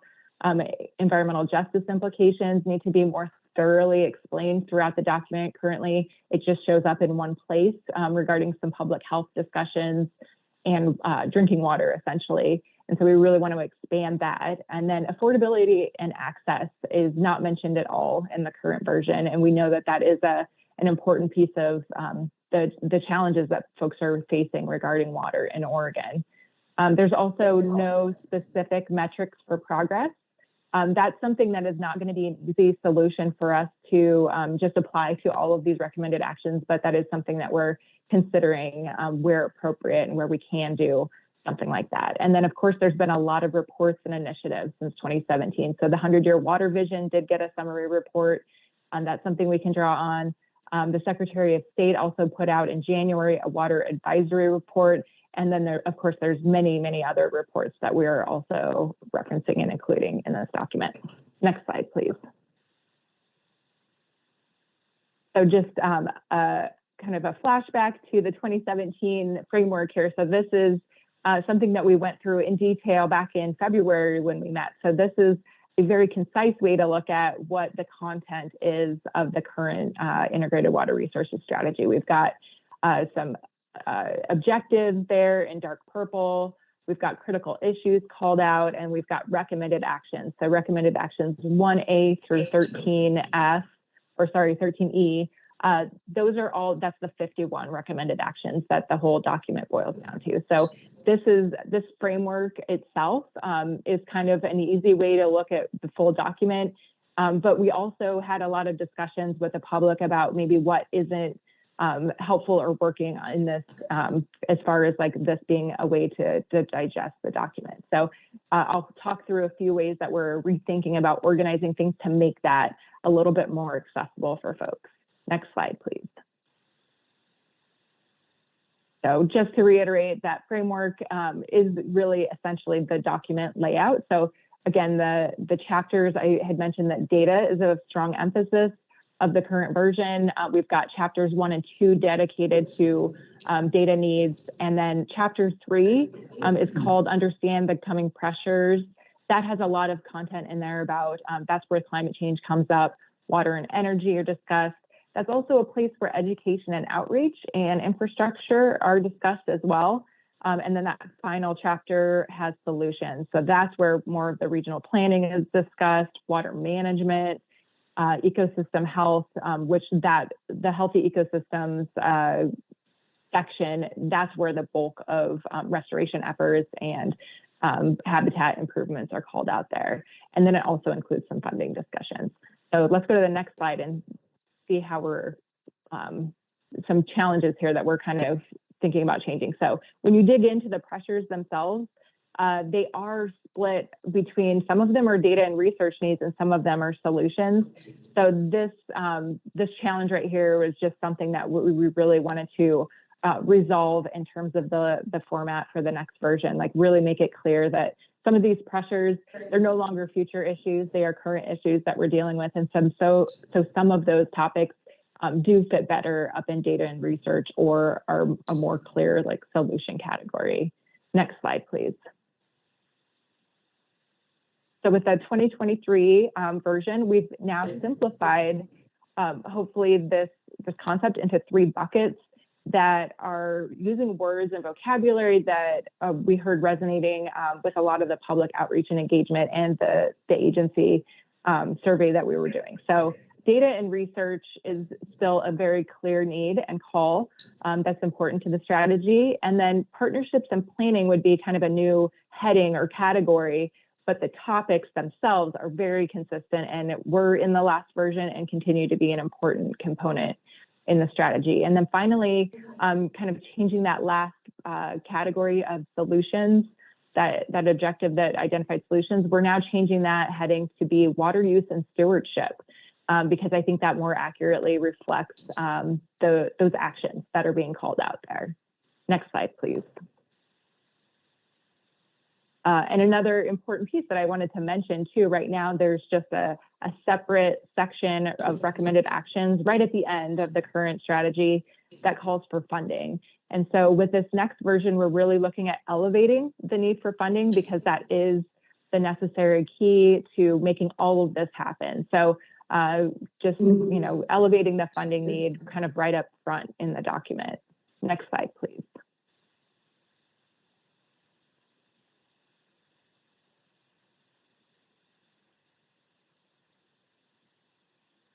There we go. Perfect. Okay, so this is just kind of a mock-up of what that newer version of the strategy looks like. So again, thinking about funding is the critical kind of piece, the umbrella for all of these pieces, partnerships and planning being one type of action, data and research another, and then water use and stewardship.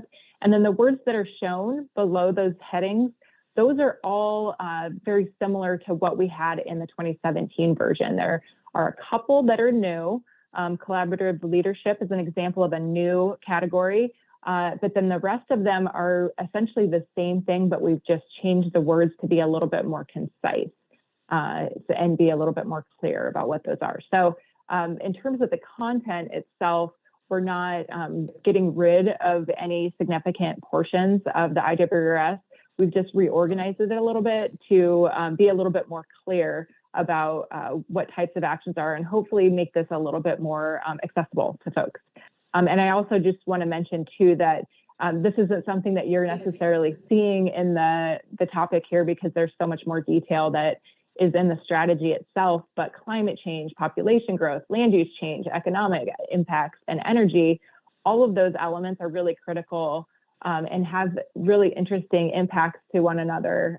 So those are woven throughout specific locations and discussed in the narrative where appropriate. So instead of having a separate section that was really going through climate change issues, we're bringing that forward to the very specific topic and tying it a little bit more closely to the solution that's being presented.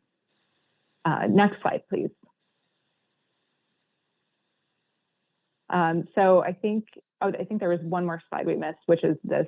Perfect. So the new element. So one more thing I would just want to mention that's different about the integrated water resources strategy this time around. We've decided that we want more information to be included about the recommended action. So on the right hand of this slide, you see that blue box there that has a dark blue heading. That's the name of an integrated water resources strategy recommended action. And then all of those bullet items below are examples of how to implement that action. So that's what you would see if you're reading through the narrative of the integrated water resources strategy. That's all the information that you would see kind of called out for recommended action, the level of detail.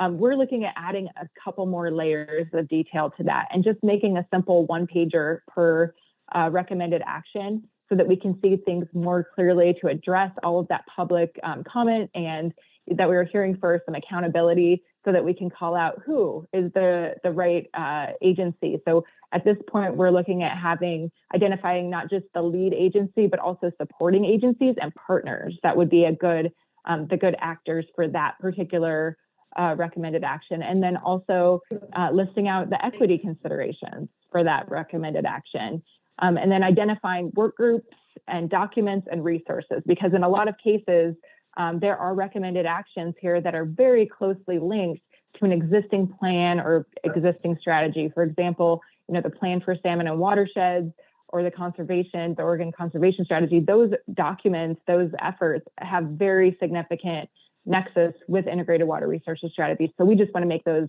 connections very clear and call those out where that recommended action has a tie there. So this is something that we hope will be a lot easier to digest in terms of understanding there's a recommended action. These are all the important pieces of information I need to do.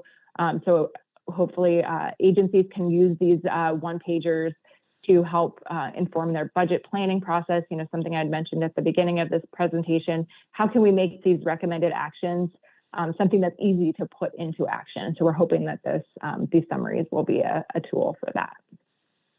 All right, next slide, please. So something that Chandra again had mentioned right at the beginning here is that we do have two important changes that I just wanted to highlight. So one of the recent changes to the strategy based on the legislative session that just occurred is that we will be required now to produce biennial progress reports for the strategy. That was not a requirement in the past.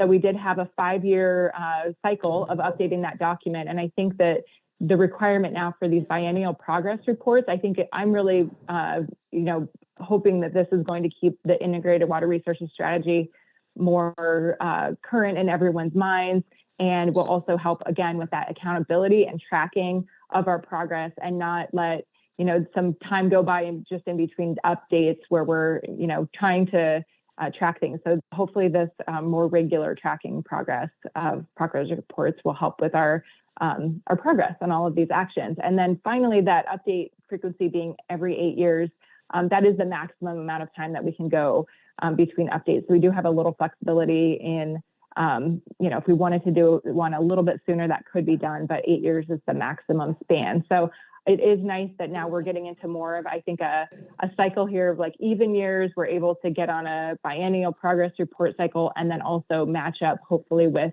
our budgeting processes as well.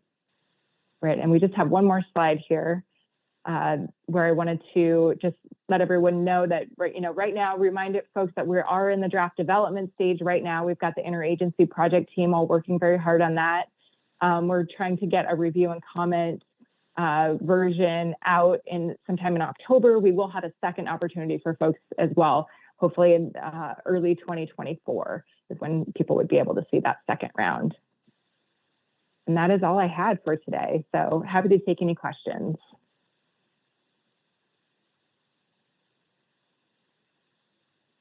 Looks like Commissioner King would like to ask a question, and then I also have one. Thank you, Chair Walt. Thank you both, Chandra and Crystal. I've been asked to be on a water justice advisory board. I'm thinking one of you two probably should have been asked because I'm scratching my head about it. Like, what in the world is it? And your one pager just kind of that you mentioned, like trying to simplify and give people just some tangible answers, or what can they do, or what changes can we make?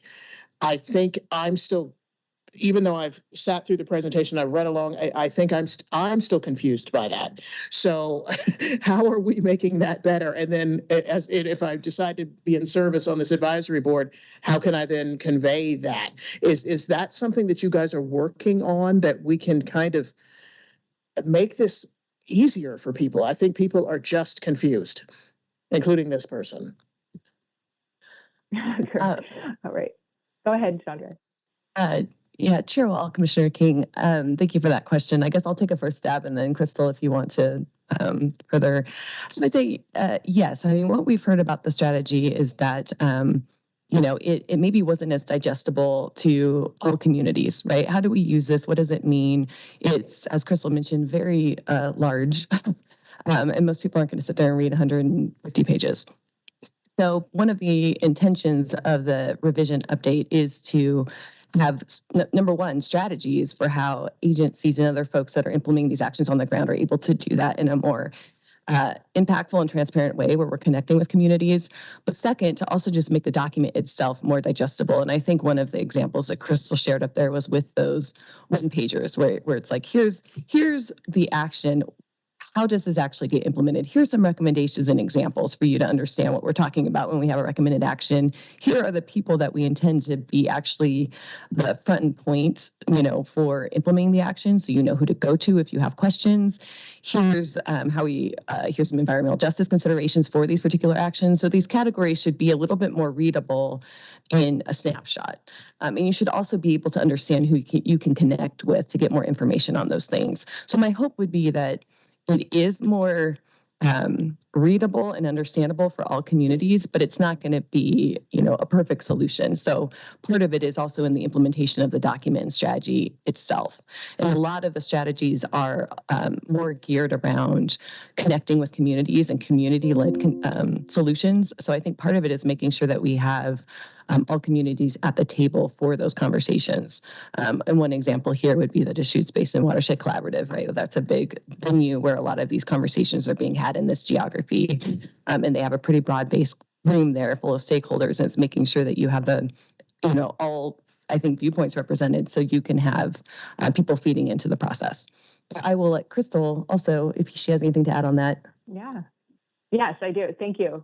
Thank you, Commissioner King, for that question. So everything that Chandra said, I totally agree with. I think really the important piece is really that implementation piece where the rubber meets the road there, where we actually start getting out into the community and collaborating with folks and starting to solve these water problems. And that is a shift. I think that's a new shift that I've seen in the call for that and the resources that we have for that in the last couple of years. And so I'm hoping that will be something, even though I don't see that we've done that well in the past, I'm hoping that that is something that we are going to move forward with and be able to do better, right? So just getting more people that are impacted by those water decisions, getting those folks at the table so that we're all able to work on those things together. So that's a big piece of the puzzle. And then I did also just want to mention too, that just as a component of this, going through this update, we did have a very detailed analysis done on the integrated water resources strategy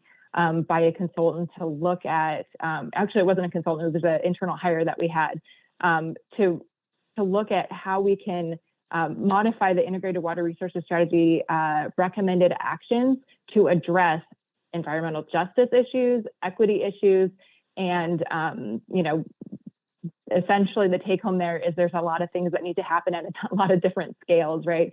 There's some very big level issues, some equity issues that are happening all the way up at the water rights level that may not be something that we can address immediately, but then there's a lot of smaller things that we can do that relate very specifically to those integrated water resources strategy recommended actions, talking about where we're putting funding and how we're deciding where to put resources. So that's an important element to this as well, is just where we can start to just be transparent about things and show where we're trying to make changes in terms of,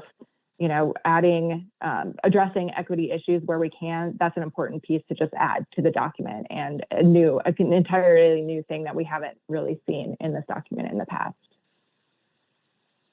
Thank you.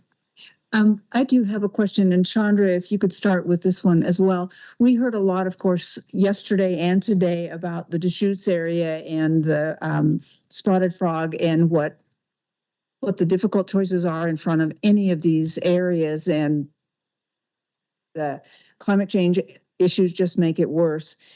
We also have heard several times from you in the past about in-stream water rights. And my question is, for these very broad, very connected issues that are community and ag and conservation and all those things tied together, what does the integrated water resources strategy do to help those tables that are dealing with in-stream water rights and things like the spotted frog? Chair Wall, thank you for the question. Well, linking back to the strategy, I think what the strategy does is it lays out the the vision and all of the recommended actions for, again, understanding and meeting in-stream and out-of-stream needs. So it's kind of a reflection that we understand there's a lot of competing challenges, which means there has to be a pretty broad-based toolbox, right, to address those. It doesn't get down into the exact solutions for each community, but it recognizes that those are going to be different for different communities at times, right? And so it's trying to, I think, lay the groundwork, right, for making sure, again, that we're prioritizing all the right tools, and that we're prioritizing having our communities empowered to make decisions for their communities, right? And that we're providing the support as the state in those circumstances as much as we can. And so on the in-stream issues, one of the, I'd say, more recent investment and changes that we've seen is that for these regional groups that are starting to have these conversations, including in the Deschutes, DFW has been resourced to try to assist them in a component of that, which is understanding in-stream needs. And that's just a piece of the equation in these larger conversations, right? Because they're also considering how best to meet out-of-stream needs and trying to quantify that. And then they're also thinking about, well, what are all the tools available in our community to help address these over time? And so the hope is that you have folks in a room understanding the complexity of the challenges and the different tools available to them, and they come up with a strategy that best works for their communities for meeting those in-stream and out-of-stream needs. And the challenge is all of the things that were articulated earlier by Crystal, right? Sometimes we don't have all the right data to understand that at a really refined scale. So what do you do in those circumstances? Strategy is prioritizing us trying to fill those gaps over time. Do you have the infrastructure available to move those solutions forward? That's another thing the strategy is trying to prioritize and move forward, right? Having the right governance structures, state and local planning resources for those groups to get together and have dialogue, agency resource so that we can support those planning groups. And then again, making sure that we have all the right tools, and whether it's grant programs, whether it's regulatory changes. And so it's trying to identify those in the strategy, even though it may take time to actually get those either funded or those changes made.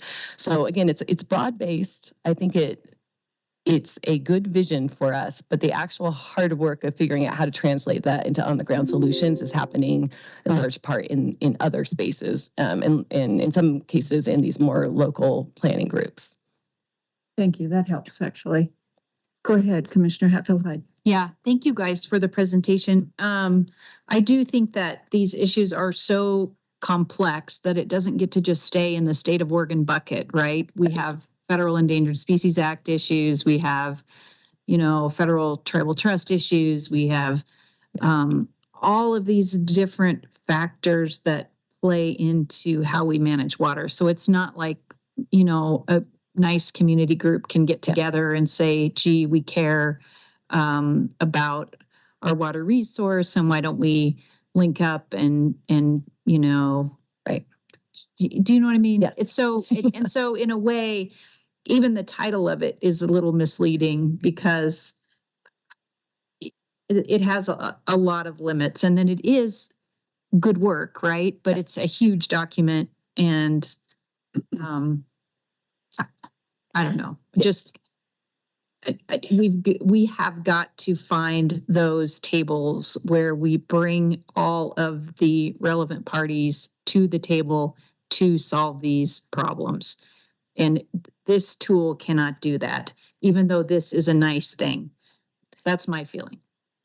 Commissioner Hatfield-Hyde, Chairwell, thank you for the comment. And I would agree. This is an enormously, we've talked about this before, enormously complex situation. Yeah. This is the broad blueprint. It needs to be done, right? We need to understand the actions available and what we're intending to do as a state with partners. But it really is those subsequent steps that are really critical, and how we take this strategy and we implement it, and what we prioritize and what we fund, right? Those are all really critical steps. And there's been great progress in moving that forward. One, example is the drought package that was passed in the legislature this last session, which you guys have heard about, like really critical water related issues moving forward. Again, to do that convening, right? To think about the solutions, to fund some of those things. So we're making progress, but I would never want to minimize the complexity of the situation because it certainly is. And there really isn't a one-size solution to any particular geography, right? We have our absolute base, like you said, we have Endangered Species Act, we have laws and regulations that must be met, and then you have to think about, well, how do we meet those obligations and sometimes exceed those, right? When it makes sense in a community in a way that best works, right, for the particular geography and best reflects the constraints and opportunities that you see here. And I'm really glad that you guys were able to visit the Deschutes because in large part, it's a great example of having a long-standing venue and partners together talking about water challenges and also having done a lot of groundwork in terms of information gathering. Like there's less data gaps here in certain scenarios than you might see in other geographies, just because they've been resourced well to have these conversations for some time. That said, you'll still notice, right, there's not a silver bullet, right? There's a lot of hard work and a lot of pushing forward on different solutions, but there's a lot of work left to be done even here. So we'll keep chugging. Thank you, Crystal. So thank you, Director. Very good. Thank you, Chair Wall. Thanks, Chandra and Crystal. Ready to go. Yeah. That takes us to adoption of temporary rules. You all should have 14 temporary rules that require your ratification. Happy to answer any questions on any of those. I would mention at least in advance that the 14th set of rules, which were just adopted, I believe, on Wednesday of this week, provide additional fishing opportunity in the Columbia. It includes 2 commercial fishing periods, Sunday night and Tuesday night. The Tuesday night period is an Oregon-only period. We've, of course, been working with the state of Washington, as we do every year. We have a preseason fishing plan in place that was developed through public processes last spring. Of course, we have our Columbia River framework, if you will, in administrative rule, commission adopted framework that prescribes how we share these benefits. And on Washington, due to some budget proviso language, elected to not have a fishery for the second period or not adopt the second period. We did go ahead and do that as an Oregon-only action. And happy to take any other questions you might have about this or any other rules in the package. Thank you, Commissioner Labhart. Okay, thank you, Chair Wall. So that answered a little bit of my question. So, when I got the temporary rules, it was through September 8th. And then when I saw these 2 new rules, I go, what? So I was trying to figure out what was going on. So the first one, 23, and thank you for your clarification. So it essentially adds retention days in a Columbia River recreation salmon fishery. That summarizes that one. Okay. So, and then the second one, one commercial non-treaty gillnet fishery period in the Mainsteen Columbia River for zones 4 and 5, September 17th through the 18th, and 1 period of Oregon waters of commercial zones 4 and 5, September 19th through the 20th. So I'm pretty sure I understand what that means. So if I heard you correctly, this would make us non-congruent with Washington. Chair Wall, Commissioner Labhart, that's correct. We would have non-concurrent regulations in that second fishing period, assuming that they don't adopt a period, between now and then. Okay. So our attempt is always to be congruent with Washington with this. And because of those constraints, it sounds like it was from Washington, the constraints were on their side. So we can't get to congruency. Is that? Yeah, and Chair Wall and Commissioner Labhart, of course, we always strive to have concurrent regulations. However, in this case, if we were to adopt concurrent regulations per Washington's directive, we would also have to reduce the recreational fishing opportunity to meet our Oregon allocation framework that is in rule. So we elected not to do that. We wanted to provide the maximum opportunity that's allowable under our stock status. So that's the rationale. Absolutely.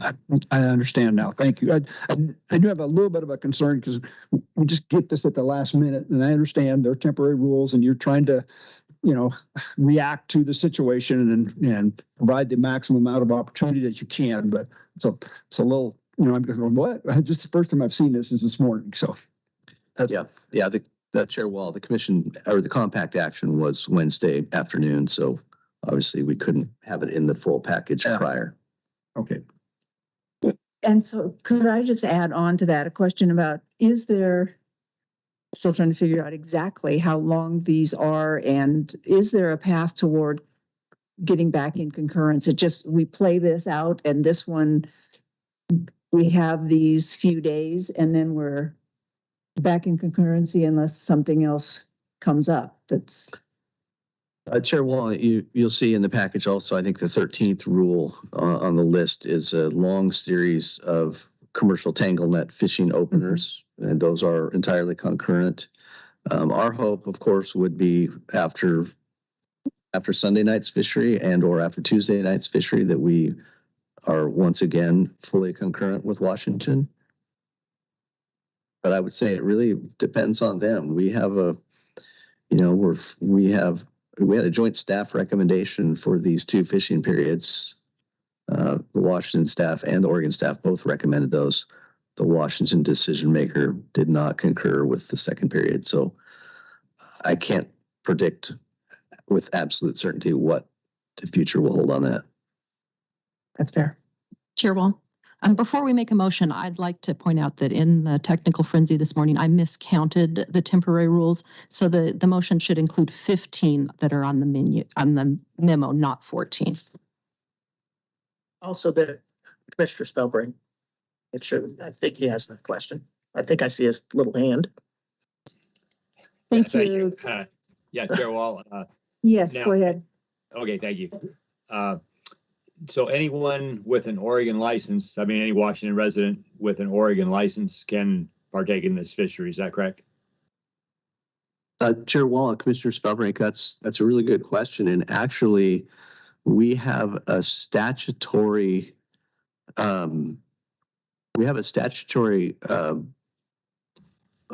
language that says that Oregon recognizes Columbia River gillnet permit holders from the state of Washington, irrespective of whether we have concurrent regulations. So actually this is a fishery in Oregon waters only, but Washington permit holders will also be able to participate. Okay, thanks for that. Yeah, glad to clarify that. But those who have done the buyback in recent times would not have that license, right? Well, Chair Wall, that's I think one of the complexities of a buyback is that many times the people that sell back also then buy back in. So there are certainly permit holders that participated in the Washington buyback that now have purchased either an Oregon or a Washington permit, or they held multiple permits. So there are certainly participants in the fishery, not just this upcoming period, but in the fishery that's occurred all summer and fall, or all fall. There's certainly participants that sold back their permit, but then purchased another. Thank you. That helps.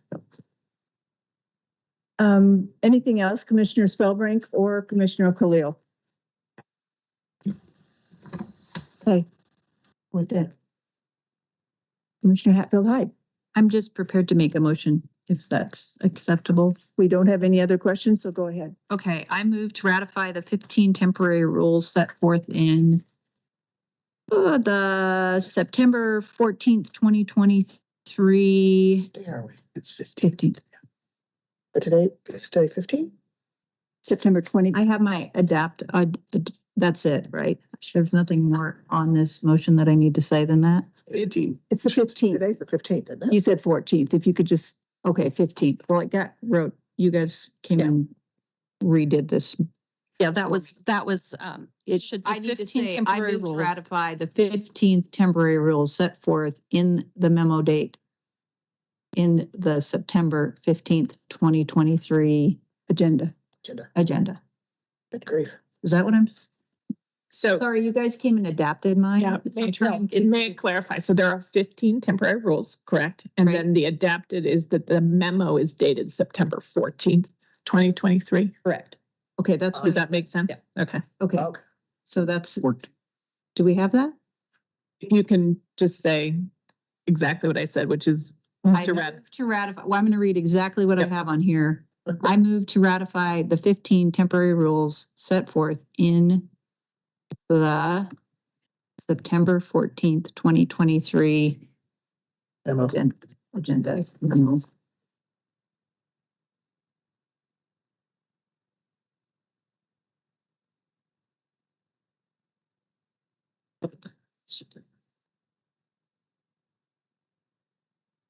That's it. Okay. Here we go. Let's try this 7 times. I move to ratify the 15 temporary rules set forth in the memo dated September 14th, 2023. What do you say? You were right the first time. Yeah, you. What? That's exactly what you said. Do we have a second? And we Second, I will second it. Been moved and seconded to ratify the 15 temporary rules as read into the record by Commissioner Hatfield Hyde. Those in favor, we'll do the thumb up. Ooh. Everyone, Michelle is a yes. Thank you all. And we will, At this hour of the morning, I think we need coffee. Oh my God. we will move to the commission update, and we were going to hear the dates for 2024. We'll hold that until later in the meeting, and then we can move to public forum. And I would mention that if we can keep the public forum items to 3 minutes of testimony from each person, that would be very helpful. And this is a chance for the commission to hear from people on issues we don't always hear about or that are not otherwise on the agenda. And so people's participation is appreciated. I'm sorry for the 3-minute limit, but we're trying to get as many people as possible able to speak. So if we could move then to public forum, and Here's your list. we have several people in the room and we have people online. So we will try to go as people are listed because that's how people signed up and how we have it listed right. And so that will toggle back and forth between in-person and virtual. And the people that are listed first are Kurt Blaine in person, Dax Messett, Charles Gear, Richard Chasm, and Nate Humphrey. And Nate is also in person. If you're in the room, Nate, will you come up at the same time, and that'll just help us keep on schedule. So we'll hear first from you, Kirk, and then we'll go to the other people online and then back to you, Nate, person. So go ahead, Kirk. Chair Wall, Commissioners, and Director Melcher. I'm Kirk Blaine, Southern Oregon Coordinator for Native Fish Society and the President of the Steamboaters. I live in Roseburg. I am providing public comment to share my firsthand observations of this year's Winchester Dam repair project on the North Umpqua River. Sadly, from day one, these repairs were disastrous. Within the first 24 hours of the project, I witnessed thousands of dead and dying Pacific lamprey. Tragically, the small fish salvage crew that started hours after the reservoir drawdown, when these native fish were already stranded and dying.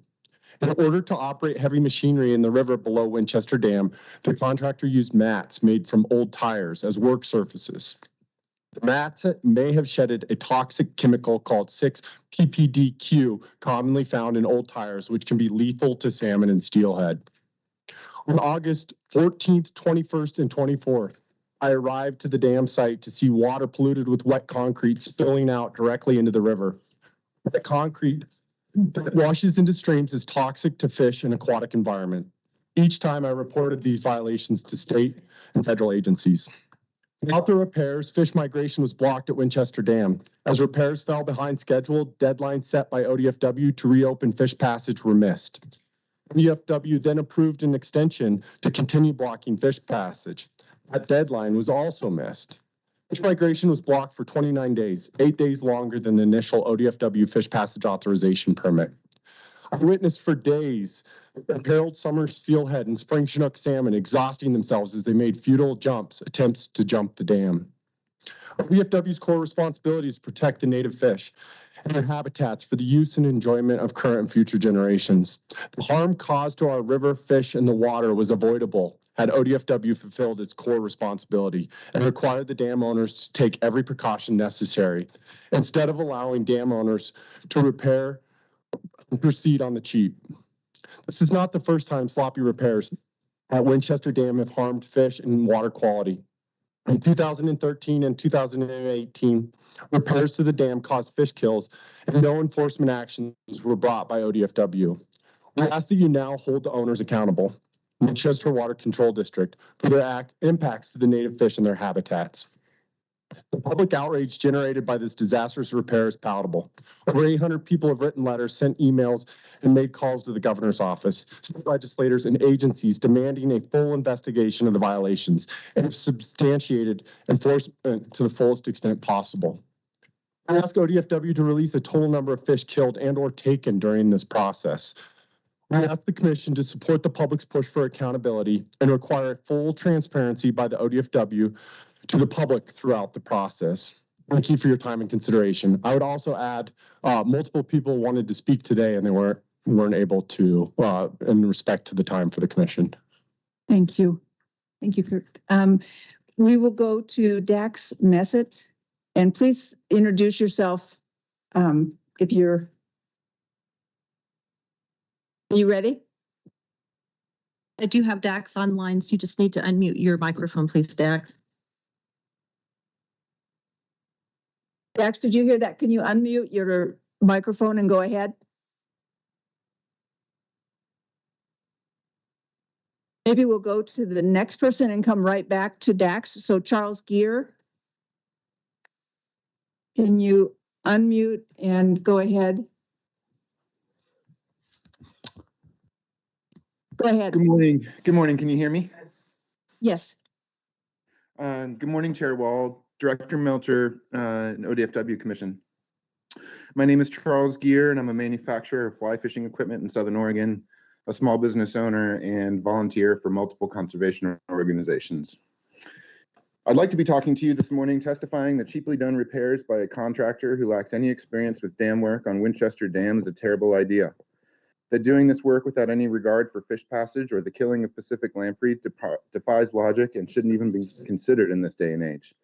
But unfortunately, the avoidable damage has been done, and all we have to consider are the consequences of this series of unfortunate events. The last time repair work was done on Winchester Dam, there was also a kill of Pacific lamprey. We don't know how substantial that kill was since no numbers were put out, but there was loss nonetheless, hence a permit being issued for the killing of 30,000 lamprey this year. When the last fish kill occurred, there were no consequences for the contractor doing the work or the Winchester Water Control District. I'm asking you today to please hold these bad actors accountable for their violations to the fullest extent possible. That accountability should also include the fish that were saved by state workers, since the permit for this work clearly included mitigation efforts to be done by the contractor. When the water was drawn down behind Winchester Dam, there was an insufficient number of people on hand to mitigate fish kill. I sincerely appreciate ODFW taking an all-hands-on-deck approach to mitigating this disaster, but the bill for this was not intended to be paid for by state taxpayers. These costs should be passed on to those originally responsible for them. Commissioners, if there are not severe consequences for this disaster, then the message you are sending is that these fish have no value. This is a state agency charged with managing our public resources. To consider these resources having no value is simply not acceptable. There are a lot of great people at ODFW doing very good work. It would be an insult to your staff to let this disaster slide by without consequence. I ask that you hold Winchester Water Control District accountable to the fullest extent possible. Send the message to Oregonians that you care about these resources as much as we do. Thank you for your time and consideration. Thank you, Charles. And we will go back to Dax Messett. If you're there and can unmute yourself.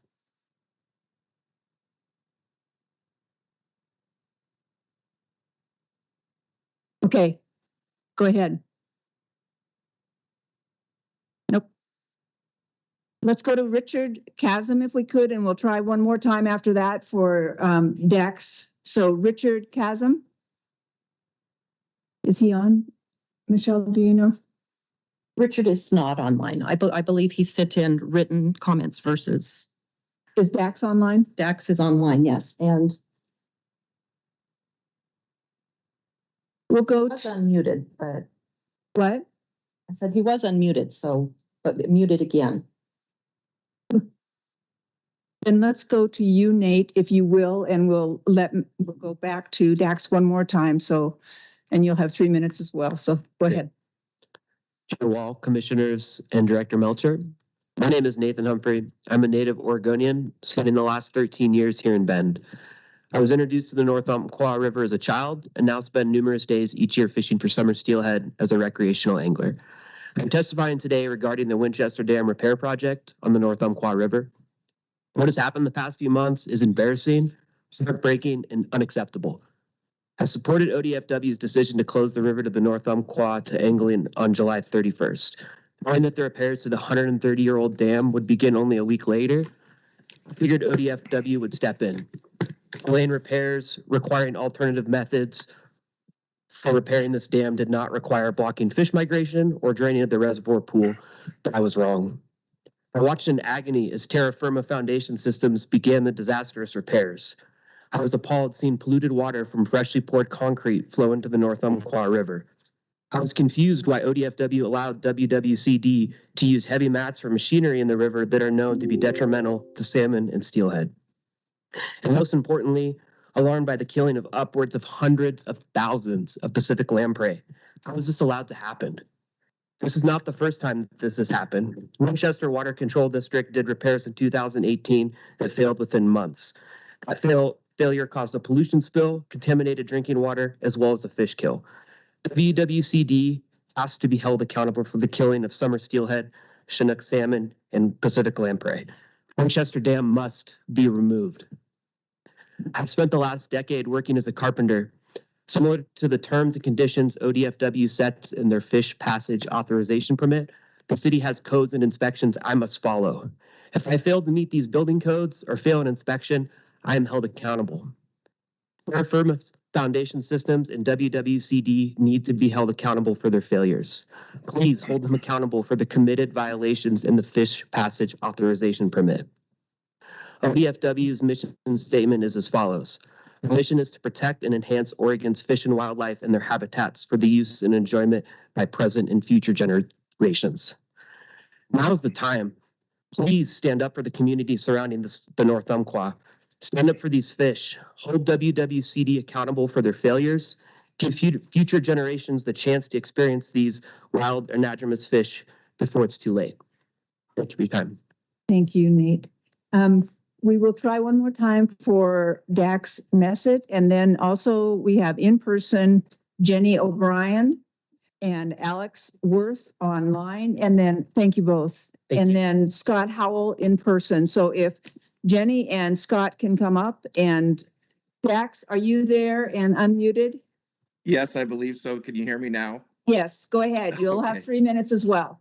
Thank you. All apologies. Thanks so much, Chair Wall and members of the commission for giving us the opportunity to testify here today. I'd like to specifically testify about the negative economic impacts the Winchester Dam has on the North Umpqua surrounding communities, as well as the Oregon Department of Fish and Game. I run a guide and outfitting business on the North Umpqua, where I operate above the dam, where I hold a special use guide permit for the National Forest. Virtually all of my clients travel from out of state, which generates pretty high revenue of out of state license sales for the ODFW. They also generate, of course, a huge revenue base for the surrounding communities for lodging, food, fuel, and other expenses that they incur when they travel here to fish the most iconic and celebrated steelhead river on the planet. Unless it's closed, like it is now, then they don't buy fishing licenses or come here at all. The fact that myself and other guide operations cannot operate our businesses on the north will cost the ODFW tens of thousands of dollars in lost fishing license sales, and of course will cost the local surrounding communities on the river hundreds of $1,000s in lost critical tourist revenues. Meanwhile, Winchester Dam produces $0 for the local community or our Oregon Department of Fish and Wildlife. This barrier has been a major contributing factor in the closure of sport angling on the North Umpqua the last 3 years. It has a proven negative impact on the watershed as a barrier for all migrating species, cutting off habitat for 160 miles of river above this ridiculous dam. I want state management agencies to put the local communities and ODFW's economic interests ahead of the privately run Winchester Water District interest, which keep their private lake that generates zero state or public revenue on a public river. I want the Winchester Water District to be held accountable for the staggering amount of heinous violations that they have committed over the years. I want ODFW to take action towards finally taking the Winchester Dam down, and we could do it without any cost from the state if we research it. Thank you for your time, consideration, and hopefully future action against the removal of Winchester Dam. Thank you. Thank you, Dex, and thank you for staying with us through the technology pieces. So let's go to then Jenny O'Brien and Scott Howell, and then we'll go to Alex Worth, who will be online. So go ahead. Thank you, Chairperson Wall, Commissioners, Director Melcher. I really appreciate the opportunity to be here today. My name is Jenny O'Brien. I'm an avid steelhead angler, a fish lover, and I am on the board of directors for the Wild Steelhead Coalition. We, the Wild Steelhead Coalition, are deeply alarmed and disheartened by the disastrous outcomes stemming from the repair methods employed at the Winchester Dam on the North Umpqua River. The decisions made by the Winchester Water Control District and sanctioned by government agencies, including the Oregon Department of Fish and Wildlife, have proven to be nothing less than catastrophic for the aquatic ecosystem and steelhead populations that depend on it. The repercussions of this decision have been devastating. We cannot stress enough the significance of migration pathways for steelhead and other aquatic species. Even brief interruptions can dramatically impact their survival, growth, and reproduction. The North Umpqua River is a critical habitat, and the current damage may have ramifications for years to come. Given the regrettable history with similar disastrous repairs at the Winchester Dam, it is evident that the necessary lessons have not been learned. ODFW is tasked with safeguarding our fisheries and aquatic habitats, and we ask that you do not stand idly by. We demand that ODFW hold the dam owners accountable for the harm inflicted on our river's ecosystem and the steelhead populations. We urge the public to join in this call for justice. Past experience has shown that without robust public outcry, accountability might remain elusive. Together, let's ensure that our natural habitats and the life they sustain are treated with the respect and care they so rightfully deserve. Thank you very much for your time. Thank you, Jenny. Scott, go ahead. Thank you for fitting me in. I know it was kind of a last minute thing, so I appreciate it. My name is Scott Howell. I'm a Oregon State licensed fishing guide and a North Umpqua permit holder. I'm a special use permit holder, so I guide up there. My business has been built the last 20 years around fishing the North Umpqua. What I hear with this issue when I'm hearing people talk in defense of the dam is I hear a lot of I's and minds. I'm losing my waterfront property. I'm losing my private summer playground, and I'm losing my favorite fishing spot, which is below the dam, which is a place where fish artificially stack up because of the dam itself, and I get that. As a fishing guide, I spend a lot of time below that dam in the wintertime guiding. It's easy money. The fish are stacked up there, and so I get that. And so there is a personal interest there, but I'm willing to put the fish above my personal interest. There's never been a time probably to put our fish first like this. The uncertainties with our failing fisheries. I mean, for gosh sakes, the very river we're talking about is closed right now because of low numbers. The Huntley Park numbers on the Rogue River right now are about a third of the 10-year average. And as far north as British Columbia, we're looking at numbers so low that considering a closure for the second time in the last 3 years. This is a coast-wide issue, and I don't think any one of us have a handle on exactly what that is, whether it's sure part of it's climate change, ocean conditions, but there's a certainly an uncertainty there that needs to be considered and should be of concern. Admittedly, I do have a stake in this. I don't have a business without fish, along with a bunch of other guides.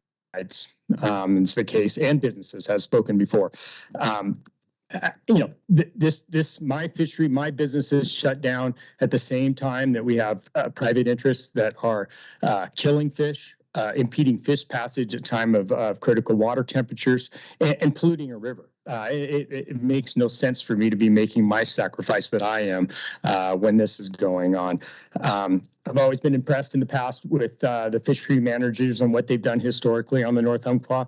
They were way ahead of their time with closing Steamboat Creek to fishing and mining, and the foresight with that was truly incredible. So at this time, I have a hard time wrapping my mind around the way we understand current issues and how fragile our fisheries are, that we are at a position now where this isn't an obvious decision to make. This dam needs to come out. Why we're putting our fish at risk trying to save a dinosaur of a dam that's a fish killer makes no sense to me. So I please urge you to make the right decision. Thank you, Scott and Jenny. And we have one more person on this subject who is, thank you both, Alex Worth. And if you can unmute yourself and go ahead. Alex? Great. Can you hear me? Yes. Wonderful. Chair Wall, Commissioners, Director Melcher, my name is Alex Worth. Thank you for the opportunity to submit testimony today. I'm a graduate student in the Human Dimensions Department of Natural Resources School at Colorado State University. I'm from McMinnville, Oregon. I spend numerous days fishing and recreating on the North Umpqua each year. This river holds a very special place in my heart, and I care deeply about its long-term health, and I'm here testifying today regarding Winchester Dam. I wanted to provide a little bit of background information on Winchester for those on the commission and in the audience who might not be familiar with it. Winchester Dam is a 130-year-old timber crib dam that was formerly provided hydroelectric power. But hydropower was removed from the dam in the 1980s, and the structure is now maintained solely for the recreational benefit of the Winchester Water Control District, composed of the private landowners surrounding the reservoir pool. This dam sits 118 miles upstream from the Pacific Ocean near the small town of Winchester, and according to Oregon Department of Fish and Wildlife, it impedes fish migration to about 160 miles of cold water habitat that's upstream. It provides no safe options for juvenile out-migrating fish heading out to the sea. They simply fall from the top of the 16-foot high structure onto the water and rocks below. Multiple species are required to pass Winchester Dam each year, including Chinook salmon, summer and winter steelhead, Pacific lamprey, and ESA-listed coho salmon. Pacific lamprey is a state-sensitive species. In 2004, a petition to list Pacific lamprey under the Endangered Species Act was submitted, but deemed not warranted by U.S. Fish and Wildlife Service due to a lack of information and defines distinct population segments. Spring Chinook on the North Umpqua have been in decline for years, and in January, the National Marine Fisheries Service accepted a petition to list Oregon Coast Chinook, identifying them as a candidate species for listing under the ESA. The current runs represent only a fraction of the historical abundance that once called the North Umpqua home. And these North Umpqua summer steelhead are particularly struggling. The 20-year average was 5,101 total summer steelhead in the North Umpqua. 2 of the past 3 years, the river has been closed to recreational angling due to low returns, with only 450 wild fish returning in 2021. These iconic fish of the North Umpqua are on the brink of extinction. In 2013, the Oregon Department of Fish and Wildlife placed Winchester Dam on the statewide fish passage priority list, an official listing of Oregon's top artificial obstructions to native migratory fish. In 2019, Winchester Dam was raised to the second highest ranked privately owned dam on the statewide fish passage priority list, where it currently sits today. The dam has numerous issues related to fish passage and dam safety, and owners have neglected to maintain this problematic dam for decades. So last month, as you have heard or are about to hear from more testimonies, As a passionate advocate of this storied river, I am sickened and saddened that such actions were allowed on this river. Like others, I ask that ODFW and the Commission investigate the reported violations thoroughly and, if substantiated, enforce to the fullest extent possible. I recognize the complexity of the issue and that it's a very challenging scenario to handle. But that being said, accountability for this dam and reducing the threats faced by the North Umpqua fish echoes with the guiding principles for Oregon Department of Fish and Wildlife's mission statement to protect and enhance Oregon's fish. Thank you for the opportunity to provide testimony. Thank you, Alex. That's the last of the people wanting to talk about the Winchester Dam repair project and the next topic, and there are a couple others after this. North Umpqua River, we have two people, both of whom are listed as in person, so I don't see both. First is Rich Zellman and Jake Crawford. Oh, there you are. So let's go ahead with you first, Rich, and then we'll go to you, Jake, and you'll each have 3 minutes if you will. Okay. Go ahead. We're in with Winchester too. Somehow we got grouped. Oh, okay. It's fine. It's all in North Umpqua. So you're okay. Yeah. Well, good morning, Chairman Wall, commissioners, and Director Melcher. Thank you for this opportunity to speak to you today. For 100 years, this dam has created an obstacle for anadromous fish. When their numbers appeared inexhaustible, they seemed to pose no threat. Now, with salmon and steelhead facing their biggest struggles with warming ocean conditions, droughts, and lower and warmer river flows, the list can go on and on. With declining salmon and steelhead populations throughout the Northwest, this impediment has become an obtuse obstacle, no more apparent than now. This dam provides a water ski lake for private individuals, only numbering 156. I've been fishing the North Umpqua for 22 years. The North Umpqua is world-renowned with many people traveling from all over the world to fish it. And all this is buying fishing licenses, hotels, renting cars, airplane tickets, eating out, etc. It all just trickles down to the local community. In all these years of fishing the North, for close to 100 days a year and driving down North Bank Road to go resupply in Roseburg, never once can I remember seeing anybody using the lake above Winchester Dam. Nearly every time there's been river users below the dam, swimming, fishing, but nobody above. I've now been guiding the North Umpqua for the past 18 years. Guiding is my sole source of income. 2 out of the past 3 years, the river is closed to angling due to low counts of wild summer steelhead. Even though this is a huge hit to my income, I'd like to thank you guys for closing the river. If there's not enough fish, they don't need to be fished for. Just so we can ensure a stronger run, hopefully in the future. During these closures, again, I lost a huge amount of my income. Is not closing the river to angling in 2021 and then now in 23, not enough writing on the wall that these fish are in trouble. We need to give them every opportunity we can so they can return and thrive. What has happened in the recent repairs is inexcusable. I ask you to please take action against Winchester Water Control District and hold them accountable for their lack of care for the North Umpqua. Thank you for your time. Thank you. Go ahead, Jake. Chair Wall, Commissioners, Director Melcher, thank you for the opportunity to be here today. My name is Jake Crawford, and I work for Flywater Travel. We're an Oregon-based fishing travel company. Our role is to help connect anglers with trusted guides and outfitters to the best fishing destinations. From the Deschutes, Grand Ronde, and North Umpqua rivers in our home state of Oregon to the far corners of the globe, representing over 225 operations around the world. Of all the destinations, the North Umpqua River is the most revered steelhead stream in North America. There's a rich angling history that draws people from across the state and the country year after year. The economic benefit and multiplier effect from anglers to local businesses is well known.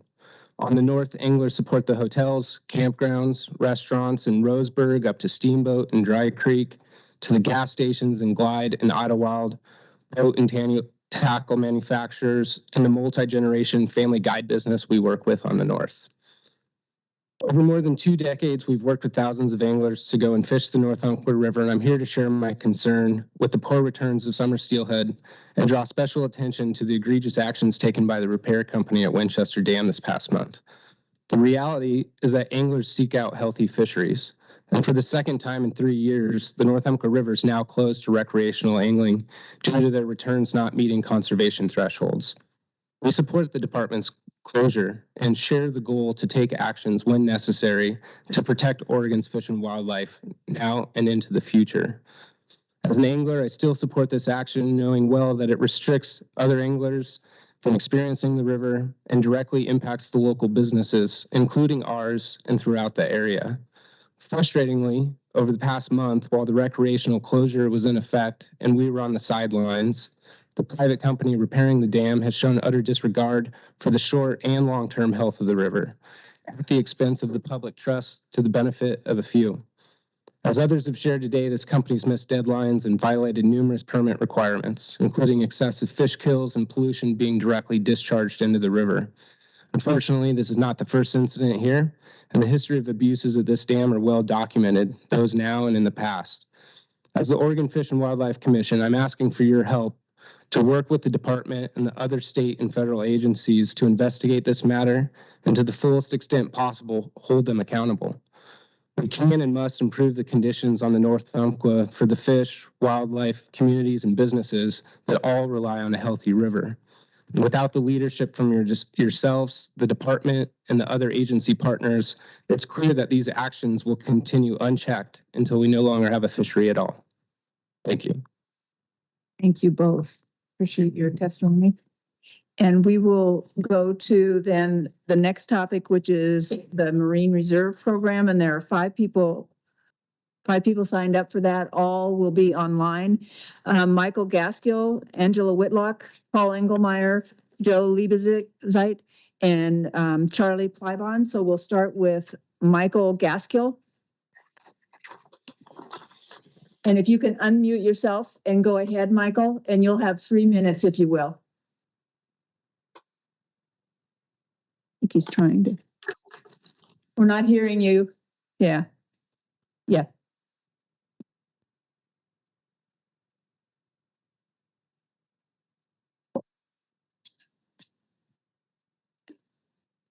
We'll give you a minute to work on your system, if you will, Michael, and we'll go to Angela and come right back to you. Yeah. Angela? Good morning. Can you hear me? Yes. Yes. Okay, great. Good morning, Chair Wall, Director Melcher, and ODFW Commission. Thank you so much for a few moments of time this morning to speak about my support for Oregon's marine reserves. My name is Angela Whitlock. I am the Marine Program Coordinator with North Coast Land Conservancy based in Seaside, Oregon. We are a nationally accredited land trust that works to preserve and connect coastal lands. A couple of years ago, we adopted the thriving Cape Falcon Marine Reserve Program as a way to highlight the importance of healthy land-sea connectivity. So I'm here to express my disappointment and the deeply felt sense of loss that the Marine Reserve Community Engagement Project leader position was cut. This was an important link between the program and our coastal communities. With the support of this position, our community teams have been able to communicate to the public about the important research being done by ODFW that helps us understand what's happening in our nearshore waters and gives us an understanding of our impact on the ocean. I would like to see this program reinstated as well as OSU's recommendations implemented so that we may begin tackling important issues such as climate resiliency. Oregon's marine reserves are important to me and my community. Our community program engages dedicated marine reserve volunteers in stewardship and community science projects such as sea star wasting monitoring in partnership with the multi-agency Rocky Intertidal Network with UC Santa Cruz. We also engage in black oyster catcher nest monitoring in partnership with Portland Audubon. The monitoring of these amazing birds gives us a picture of what impacts they are suffering in the near shore that have a direct effect on our human communities as well. We also have what is called the Tide Pool Ambassador Program, which is an intertidal interpretation program that engages visitors in conversation about the marine reserves and it connects them to the importance of the biodiversity found there. With visitation on the rise to the Oregon coast, we have the potential to communicate through this program to a much wider audience.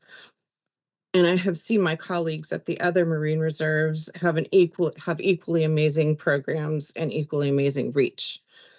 The health and longevity of the ocean and its communities is inextricably connected to the health and longevity of our human communities, whether we live on the coast or in the heart of the country. The ocean impacts us all. Healthy land and sea connectivity is vital to all of us, our marine communities and our human communities. Please help to invest in our marine programs and help to invest in our collective future. And I'm asking for support for our marine reserves. Thank you so much for your time today. Thank you, Angela. Let's go back to Michael Gaskill and see if you can go ahead. How's Michael? this? Can you hear me now? Yes. Wonderful. Thanks for your patience. Apologies. Let me pull up my notes. Yeah, for the record, my name's Michael Gaskill. I work for the Coast Range Association, and I live in Lincoln County on the rightful lands of the Yaquina people. Before I give my comment, I just wanted to co-sign what all those wonderful folks talking about the Winchester Dam said. Thanks to all of them for their comments and advocacy on that issue, and I support what they are asking of you. On to our topic at hand with marine reserves. I'm going to give a brief comment because all of the other speakers on the marine reserves can do a much better job expressing my sentiments than I can. I want to express, log truck going by, sorry. I want to express the disappointment of myself and the Coast Range Association at the disinvestment in the Marine Reserve Program during the past legislative session and the failure of ODF leadership to sufficiently advocate for this vital program. The marine reserves are a rare point of bipartisan common ground and vital to our coastal ecosystems as well. The benefit to those coastal ecosystems and our coastal economies far exceeds the relatively small cost of fully funding this program. And so I'm asking the Commission to call on the Governor to reverse the disinvestment in our marine reserves, fully fund the program in line with the legislatively mandated Oregon State University review and recommendations. Thank you for your time. Thank you very much, Michael. The next three people are Paul Engelmeyer, Joe Liebezeit, and Charlie Plybon, sorry. And if each of you will have 3 minutes. Good morning, Chair, excuse me, Wall and other commissioners. I welcome this opportunity to engage with the Commission concerning the need to reinstate the ODFW position related to the community engagement within the Marine Reserve, ODFW's Marine Reserve Program. I had been the conservation position on OPAC for 2 terms when the Marine Reserve issue was originally brought to the Northwest and the Oregon Way process was initiated here. So I've been fully engaged for well over 2 decades. I have firsthand experience on how valuable it's been to have ODFW available to engage in efforts to raise the understanding of ocean issues and the value of protecting marine biodiversity. What I'm actually speaking about are 2 key pieces of Oregon's statewide planning goals. Goal 19, ocean resources, to conserve marine resources and ecological function for the purpose of providing long-term ecological, economic, and social value and benefits for future generations. And goal 1, citizen involvement, to develop a citizen involvement program that ensures the opportunity for citizens to be involved in all phases of the planning process. I cannot express my appreciation enough on the benefits of having a state agency working with us at community events, whether they're participating in the Cape Perpetua Marine Reserve Collaborative Land Sea Symposium. Over decades long, we've been interfacing with the public, or educational field trips for universities, policymakers. We are well aware of how challenging these ocean conservation issues are. Answering questions and details about the values of a BOF, what they are and what it means, is pretty impressive when the state agency is working with our community members to explain these challenging issues. Or how about the implications of ocean acidification? If we expect our community members to actually understand and engage in these challenging issues, we need a solid ocean program that will be able to articulate these incredible stories about our ocean. The role of the public can play in protecting and restoring what has been impacted from past action. Oregon is now on the map of having marine reserves just like the rest around the world, all engaging in protecting marine biodiversity. In order to move forward with this program, I urge the Commission to fully endorse OSU's decadal assessment recommendations. This would expand ODFW's marine program to include new positions, another ecologist, and an economist. These 3 positions could be included in the policy ocean package in ODFW's budget. Your communication to the governor's office is critical. As I draw attention to the value of educational presentations, I feel compelled to say thank you to OSU staff as well. They have been there with us as well in the field at Cape Perpetua and other projects, working in the community. They've been a valued partner. To the new commissioners, I would also like to invite you to visit the Cape Perpetua Marine Reserve Seabird Protected Area, which is adjacent to the 80,000 acre globally significant important bird area for the marbled murrelet. Thank you very much for your time. Thank you, Paul. And we'll go to Joe Liebezeit. And there was one name that I didn't have on my list, but do now, Jamie Kish Cape. And so after Joe and then Charlie, we'll go to Jamie. So Joe. Thank you. Do you all hear me? Yes. Great. There's also one other person, Jim Carlson, who's on the line who wants to testify in Marine Reserve. So I hope you can fit him in after Charlie or Jamie. But so yeah, I'll just go ahead and start. Chair Wall, Director Melcher, and Commission members. For the record, my name again is Joe Liebezeit. I'm the Assistant Director of Statewide Conservation at Portland Audubon. I lead our organization's coastal marine initiatives. And I also hold the statewide conservation seat on the Ocean Policy Advisory Council, OPAC. This council, for those of you that don't know, provides advice to the governor, state agencies, and local governments on ocean policy and resource management matters. And today, like the others before me, I'm testifying on behalf of the Oregon's Marine Reserve Program administered by ODFW. And I'll just reiterate that Portland Audubon and its over 16,000 members were greatly disappointed this last legislative session that the program did not receive the support it needed, both for that community engagement position, which we heard from, and also for moving forward with the OSU recommendation. And there was actually a bill, House Bill 2903, which you may remember back from the legislative session, that it basically captured what was in the OSU recommendation and tried to move that forward. Unfortunately, that was not successful either. So yeah, I just want to reiterate and just to dig down a little bit more in the OSU assessment. The assessment rightfully gave the program high marks, but it also identified critical ways to improve the Marine Reserve Program, and that included incorporating climate resiliency monitoring and assessment into the program, embracing a full adaptive management approach in the implementation of the reserves, better engagement with the tribes, and of course that will be necessary. That's why that community. Another reason why that community engagement position is very important. And finally, stronger socioeconomic monitoring to better understand how the communities are both positively and negatively, potentially negatively impacted by their marine reserves, to help more effectively inform policy decisions.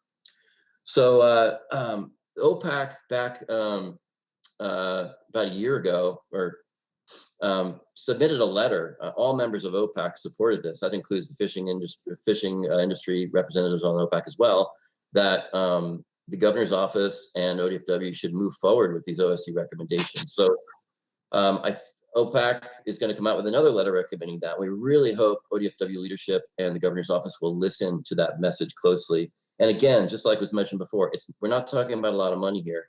We're talking about a few positions, less than $1 million biennium, to really make this program so much stronger, so much more robust, and really kind of a world-class program. So we really hope you move forward with that. A policy option package would be a great way to do it. So let's keep that momentum going. And thank you for listening to me, and I appreciate all the work that you do on the commission. Thank you. Thank you, Joe. We'll go to Charlie Fleibon. Yes, can you hear me okay? Yes. All right. Thank you, Chair Wall, members of the commission. For the record, my name is Charlie Plyben, and I'm the Oregon Policy Manager for Surfrider Foundation. I live on South Beach, in South Beach, Oregon, on the beautiful coast. I'm a waterman, a surfer, a fisher, and a lover of all things Oregon coast and Oregon's ocean. It's a special place where I've dedicated my life, my love, and my professional passion. I'm here today to ask for your support for reinstating the Marine Reserve Program community engagement position and making good on the additional staffing and policy recommendations from the agency's decadal review of the program.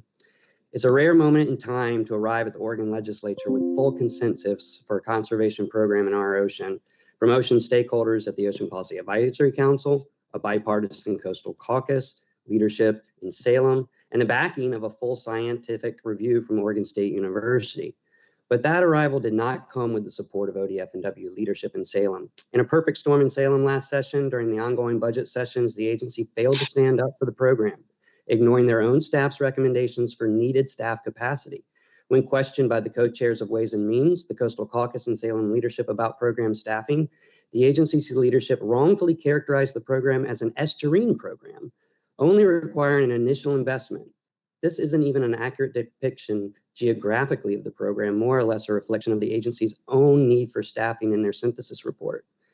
That's not an agency that's supporting its conservation program, a critical program that made promises to Oregonians that gave up fishing grounds, spent over a decade in negotiation, and some who genuinely feel a loss from the siting of marine reserves and protected areas. And we wonder why we have agency task forces looking for alternative funding sources for conservation and recreation. We could start by funding the programs that we have in the general fund, like the Marine Reserve Program. For the past 8 years, I've had the distinct pleasure and challenge of serving on Oregon's Ocean Policy Advisory Council, advising the governor and in coordination with our state and federal ocean management agencies on some of Oregon's most pressing and controversial ocean and natural resource issues. The council has carried public processes across diverse stakeholders, churning out Oregon way policy recommendations on difficult and often controversial issues such as national marine sanctuaries, nearshore wave energy, marine reserves and protected areas, ocean acidification, and hypoxia. Marine reserves and protected areas serve as our benchmark and only long-term fisheries independent monitoring program for measuring and understanding change in our nearshore ecosystem. It's vitally important for our fisheries, recreation, tourism, and Oregonians' way of life. The ocean is changing, and we need these types of programs to monitor it. As we consider the ecological, economic, and most importantly, community impacts of subjects like the placement of offshore wind, kelp forest degradation, and sea otter reintroduction, or even changing fishery regulations or area-based closures, we need fishery-independent monitoring that engages people and models the impacts on humans, economy, and communities. Marine Reserves is the only program in the state where that exists. There is no state fisheries economist, and the one that the state has hired for years is retired. I ask how the state will measure and monitor the impacts of these important issues on our coastal communities and fisheries in the absence of an ability to make any economic evaluation. Good long-term investors don't react to the market, and they add to their winning long-term investments. The Marine Reserve Program is the state's only long-term investment in our ocean, and we're just beginning to unlock the resources to garner returns from that investment. I ask for your reinvestment in the Marine Reserve Program and your accountability to Oregonians that have sacrificed for many decades for this program. Thank you again for your opportunity to speak today. Thank you. And if we could go on to Jamie Kish-Cape. And just so you know, I won't call on the other person who signed up because, or who asked, somebody else asked for them to speak, because to honor our process, unless people have signed up in advance, like we've asked everybody, I can't add people. So Jamie, go ahead. And then we'll move to David Moskowitz on a different topic. Jamie? Good morning. Hi, guys. My name is Jamie Kish. Thank you so much for allowing me the opportunity to express my feelings about The loss of very important funding and a vital position that is and will continue to directly impact the work and importance of our marine reserve communities all along our coastline. I am the program's associate and tide pool ambassador coordinator for the Cape Perpetual Marine Reserve. The collaborative is an integral part of the Yachats area and Central Coast as a whole, acting as an educational touchstone for the surrounding communities. We work with confederated tribes, facilitating we facilitate important spaces for wonder, growth, questions, and compassion for both the land and sea around the Cape Perpetua area. We have a growing and dedicated volunteer base of 60 plus people consisting of locals all the way to Portland and Eugene. Our Tide Pool Ambassador program is the jewel of our programs, consisting of field guides like myself and volunteers interacting with hundreds of people from all over the world, introducing them to the fragile, interconnected, and vital world of tide pools and our marine locals. In winter 2020, we started up a new program based around art, sciences, and community, thanks to generous support and coordination with ODFW Marine Reserves program and the former outreach and community engagement staff. The program was a smash hit and served as an incredible touchstone for stakeholders to learn about the 10 years of the Marine Reserve programs. Locals and visitors alike are asking a lot about this year's classes with anticipation. But due to the loss and impact of a vital position and funding being cut, that program may not see the light of day again.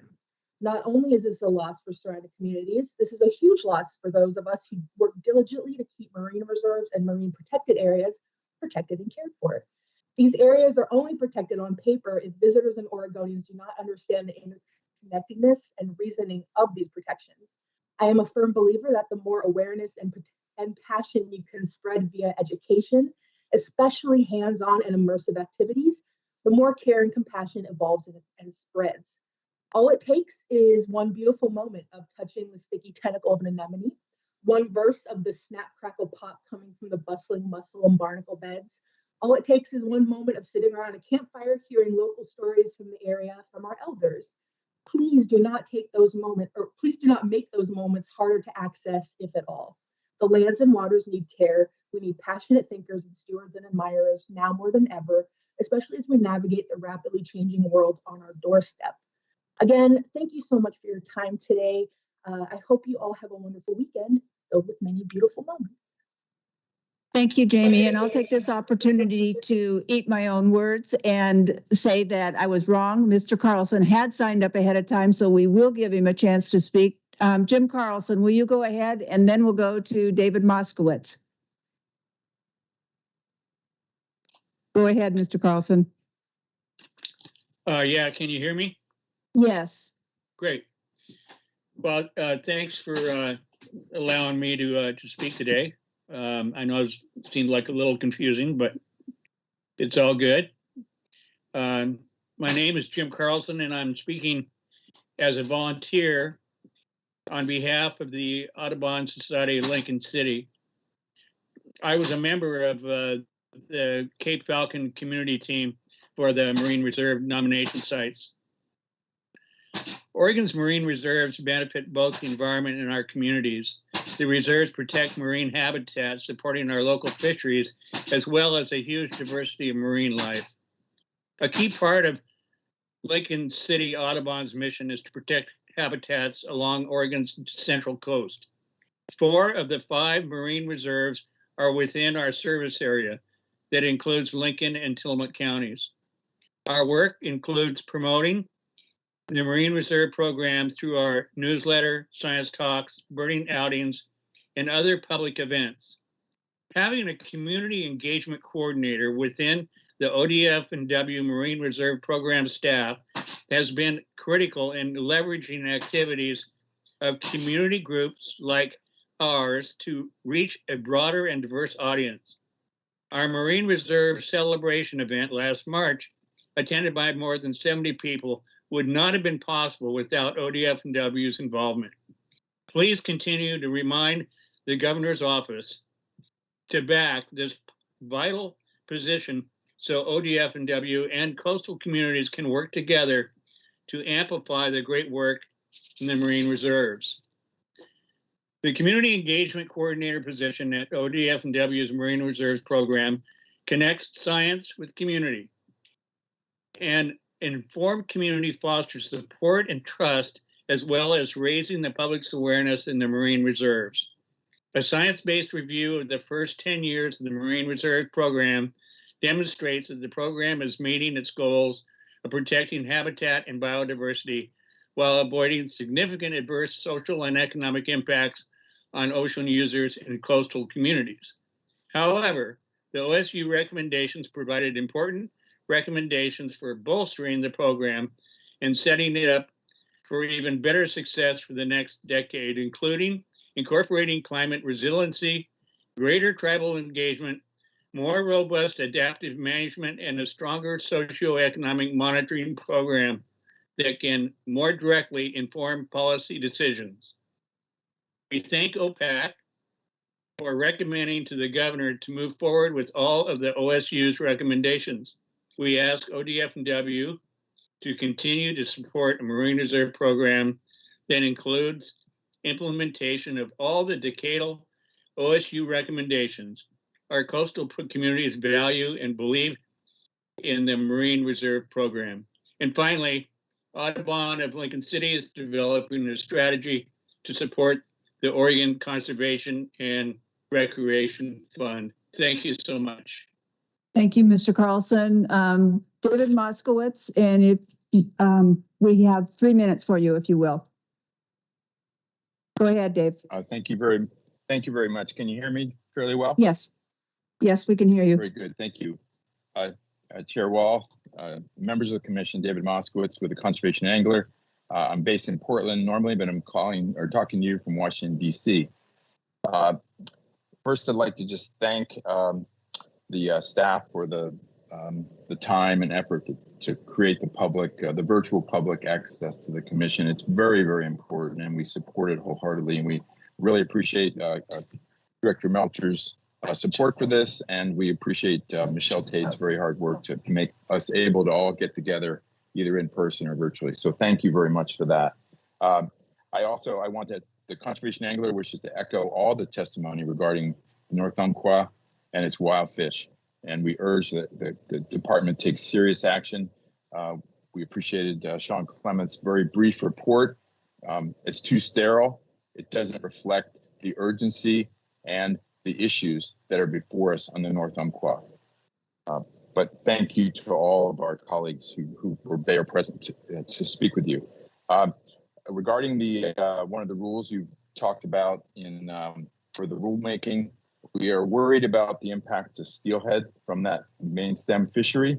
While there's abundant fall chinook and abundant coho, the steelhead they're more abundant than the forecast, but they're still low and they're still critical. They're only about 70% of the current 10-year average. And those fisheries are going to have mortality impacts for B-run steelhead, which is the most critical part of that stock. We don't believe that it retained enough consideration for that. But now on to the actual subject of why I signed up to talk with you. There's been two very important studies that have come out since the end of July. And one is from Oregon State and University of Washington. This is a study that evaluates the effectiveness of Columbia River salmon recovery efforts. And the researchers, two esteemed professors from those two institutions, looked at the spending from Bonneville Power Administration and the Corps of Engineers on Columbia River salmon, and it's spending over $9 billion over the 30-year period. When you think about the other money that's been spent in the basin from the Department of Interior, from public utility groups, from the non-governmental entities on land conservation, and individual sacrifices, the amount of effort and time and money spent on Columbia River salmon is a hugely extensive. Their results show that we have not moved the dial on wild fish recovery in the Columbia. This is a wake-up call that says we need to do something different. And one big part of that, and I'm coming right up on my 3 minutes, are hatchery impacts. And there's a new study out on that, and I will provide you links to those. It's very important that the commission consider it. I very much appreciate the opportunity to speak with you from afar, and thank you for your careful consideration of the information you receive from the public. And I'm happy to answer any questions. Thank you. Thank you, David. And that concludes our public forum. We'll do the minutes very quickly, and then we'll take a 10-minute break and come back to start on Access and Habitat Program funding, which is Exhibit B. So, Commissioners, is there a motion? Oh, first of all, are there any questions or corrections on the minutes? And if not, is there a motion?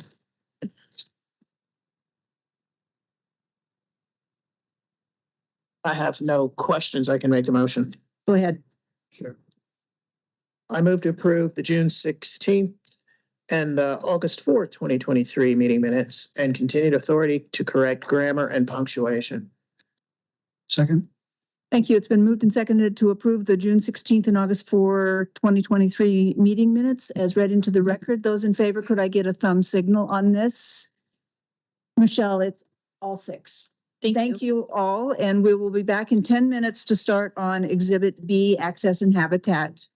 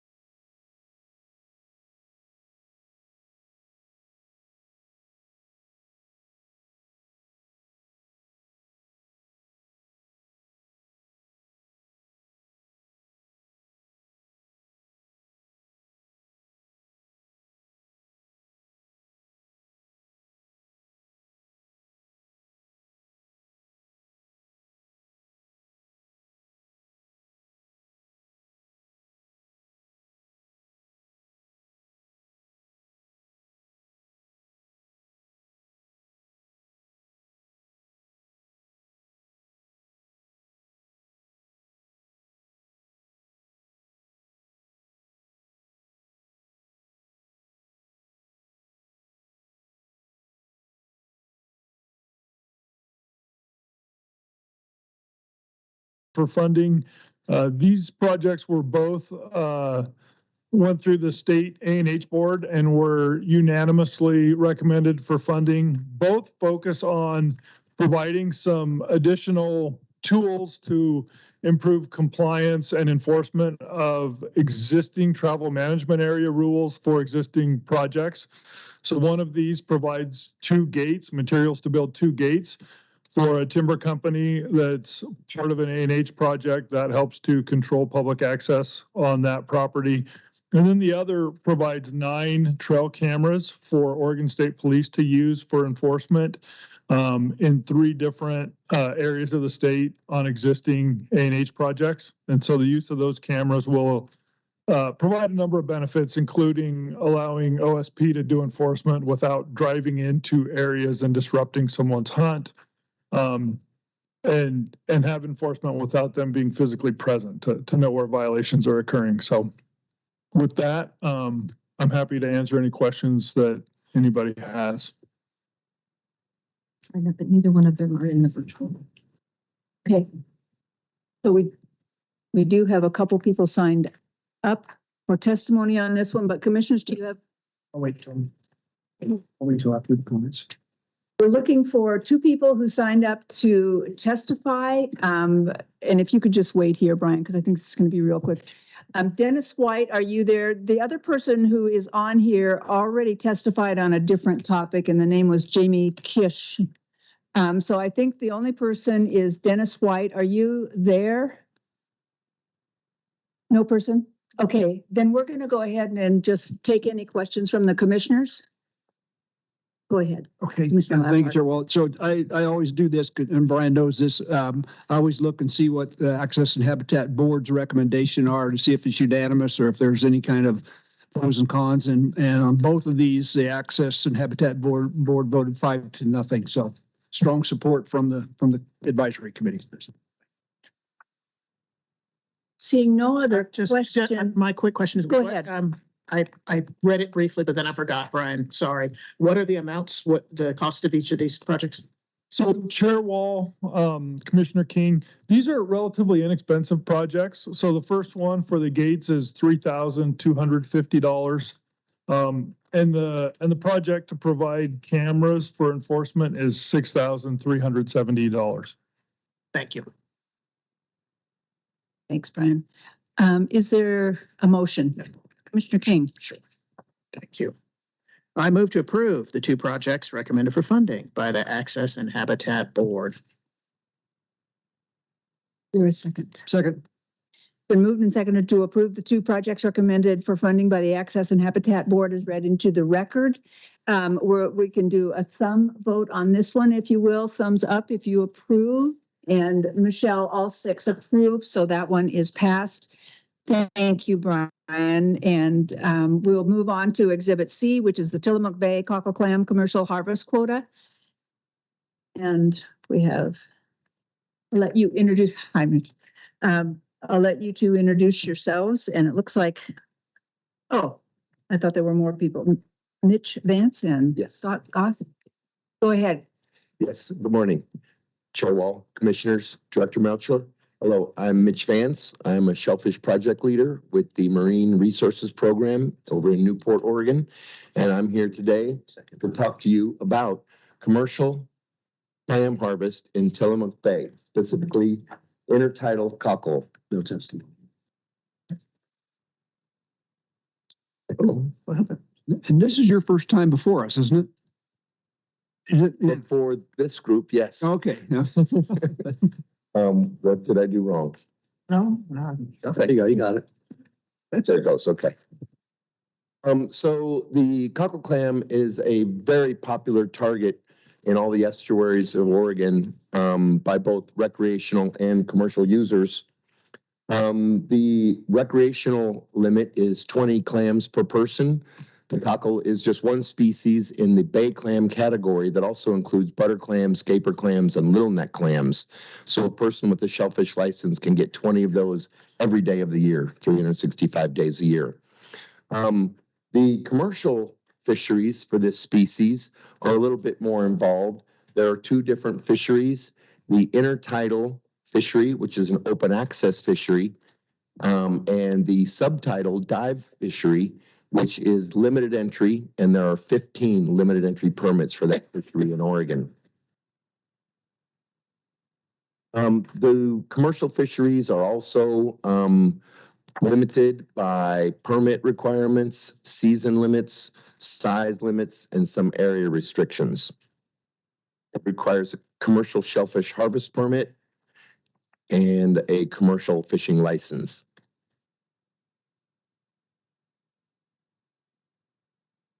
So yes, we are speaking today mostly about the Tillamook Bay intertidal cockle fishery, and that does occur there in Tillamook Bay. The town of Tillamook is down to your right, and the area of harvest is mostly focused on those northern central estuary tide flats. It is an open access fishery, but for this fishery specifically, there are about 20 to 30 people that land the bulk of the harvest every year.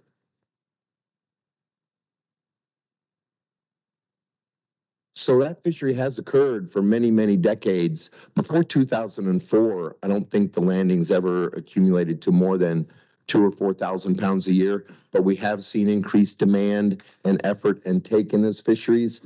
And so you can see in 2019 and 2020, we saw a market increase in that harvest, and that did give us some reasons for concern. And so in 2021, we implemented a temporary rule of an 80,000 pound landing limit. And we repeated that in 2022.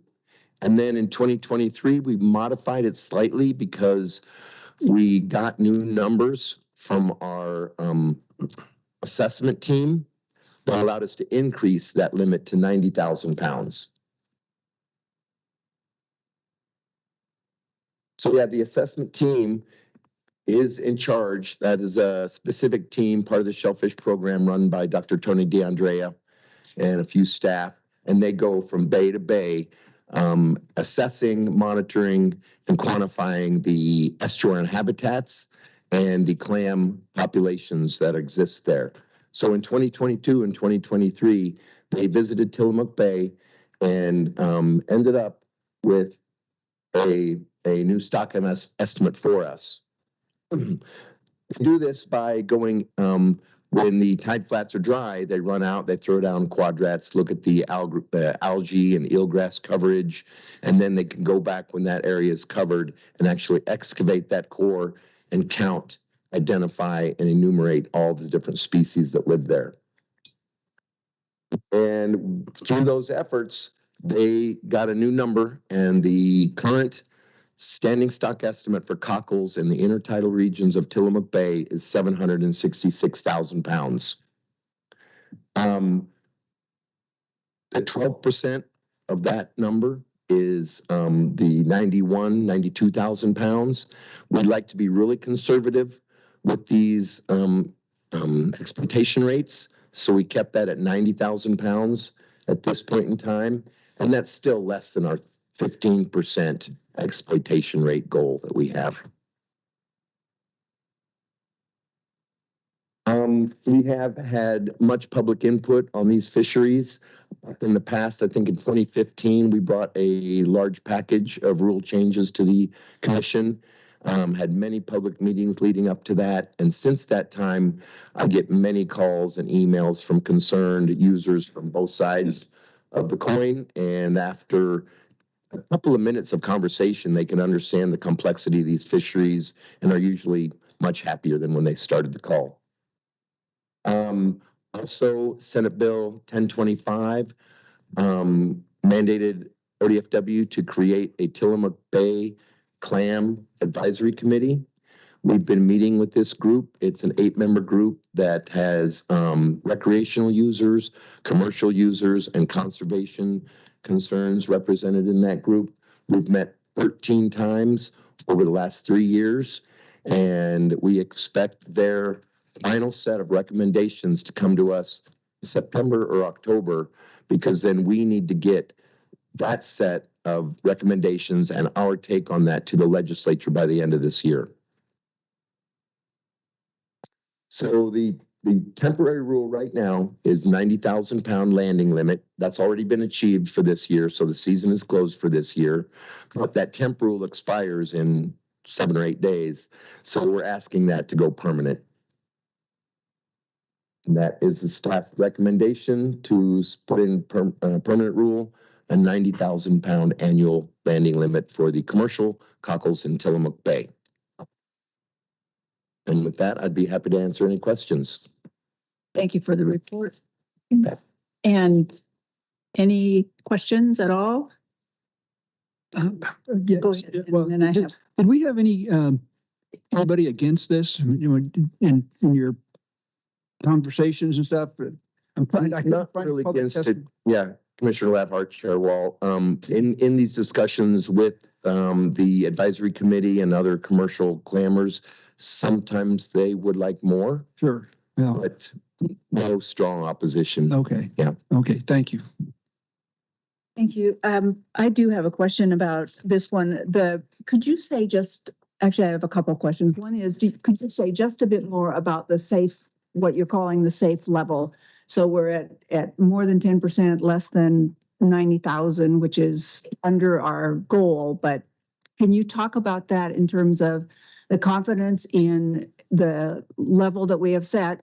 And yes, Chair Wall. First, and then I'll ask you the question. Commissioners, many things are involved in this. Our stock assessments, which we try to do as often as possible. But with the seeker team going from bay to bay and trying to understand all the different estuaries, they've only been able to get back here about every 10 years. We did see some change, some little increase, so that's good news. And also, the cockles are very good at reproducing and have good annual recruitment. But at the same time, we do need to allow some population out there for recreational users. There is a set aside for recreational only take in the Garibaldi area, the rock pile there. But yeah, we just like to be really conservative for sustainability reasons, and potential things down the road could happen, and we just wouldn't like to see any large impacts caused due to overharvest. Thank you. And you partially answered my next question. Is there anything you wanted to add, Scott? Sure. Thank you, Chair Wall, Commissioners, Director Melcher. My name is Scott Groth, for the record, Resource Assessment and Management Section Leader, and standing in for Steve Wormrell, who is on vacation today, well deserved. Regarding sustainability, we've done a really nice job over the years of establishing the size of the pie, understanding the absolute abundance of clams there, and then using classic fisheries science to break off a part of that based on their biology. And we do that in a very conservative way. And like Mitch mentioned, we actually have more clams now than we had 12 years ago or whatever when we did the previous survey. So it appears to be successful, and we continue to monitor it. Thank you. And that added still to the question the one remaining question I have is about if the group, the couple people that you're looking for to do the assessments can only get here every 10 years, and given things can change. I mean, we're in decent shape now. Things can change, and with warming ocean and that sort of thing, how will we know, is this often enough to monitor, or do we need to look at this a little bit more often than every 10 years to make sure that we stay at safe harvest levels? More often would be better. We do have other measures. We have seasonal samplers that look at the recreational take, and we do look at how quickly it takes them to get their limit, or what percentage of those people get their limit every trip. And that would be a proxy for a diminishing population if we saw them having more difficulty getting a limit. We could also look at the commercial landings and see if there's any patterns there. I've tried to do that, but it is pretty noisy data. So that's not a great measure. But the recreational take is a good measure, and we have not seen a reduction in that over the years. Thank you. That's real helpful. Okay. We don't have people to testify on this one. So if there aren't any other questions, commissioners, could I have a motion? Chair Wall, I had a question. I had my hand up. Bob Spellbrink. Oh, sorry, Bob. I keep forgetting to look for that little yellow hand. Go ahead. Ask your question. Thank you. I'll try and remember to lower it too. Hi, Mitch. Yeah, I've known Mitch for a long time. In fact, we might have both had different hair color when we back in the day. Anyway, good to hear from you, Mitch. Hey, do you have any idea what the percentages of the commercial catch, what percentage goes to bait, clams, and what percentage goes for food? Yeah, Commissioner Spellbrink, that's a good question. We don't track that real carefully. The question was what percentage of the commercial catch goes to Dungeness crab bait for the ocean Dungeness fishery. It is the vast majority of all the commercial clams in Oregon go to crab bait. There is some human consumption that happens, and then there's also human consumption quality level that goes to the sea otters in the aquarium. But it is the vast majority going to the crab fishery. I thought that was probably the case. I just figured I'd ask that question. Thanks, Mitch. Good to see you. Thank you. Then, seeing no other hands at this point, is there a motion? So, Madam Chair, I move to amend OAR 635-05-0387 as proposed in attachment 3. I'll second. Sure. Thank you. Yeah. It has been moved and seconded to get to the right one. Amend OAR 635-005-0387 as read into the record. And we can do a thumb vote on this one. And we have all 6 yes, Michelle, on that. Thank you. Thank you both. Thank you very much. You survived your first time in front of us. That's good news. Let's go then to Exhibit D, the 2023 Ocean Terminal Salmon Fisheries. And I think we have John North. Yes. Go ahead, John.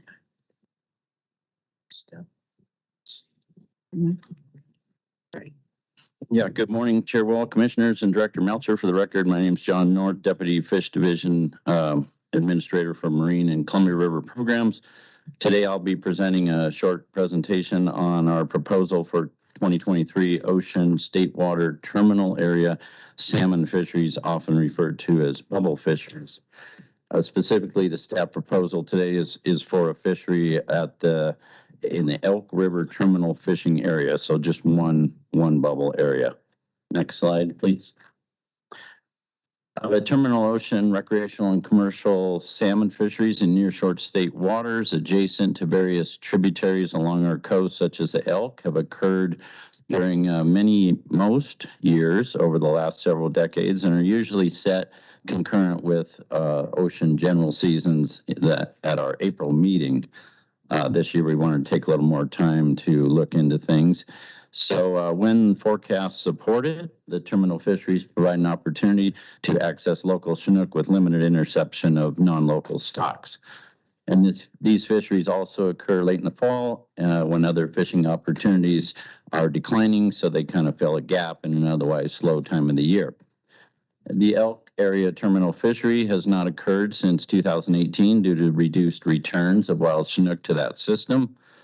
But we want to look at it again this year because the forecasts are up and some other things that I'll go into.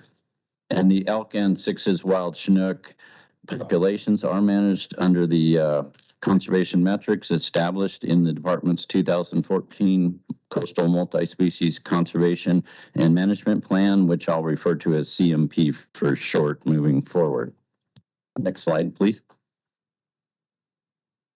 So if you recall from our ocean salmon briefing in April, the Klamath and Sacramento Chinook stocks have been struggling recently, which has impacted our salmon opportunity off our coast because our fisheries do intercept some of these fish. And I want to briefly touch on this issue again since it does relate to our terminal fishery proposal.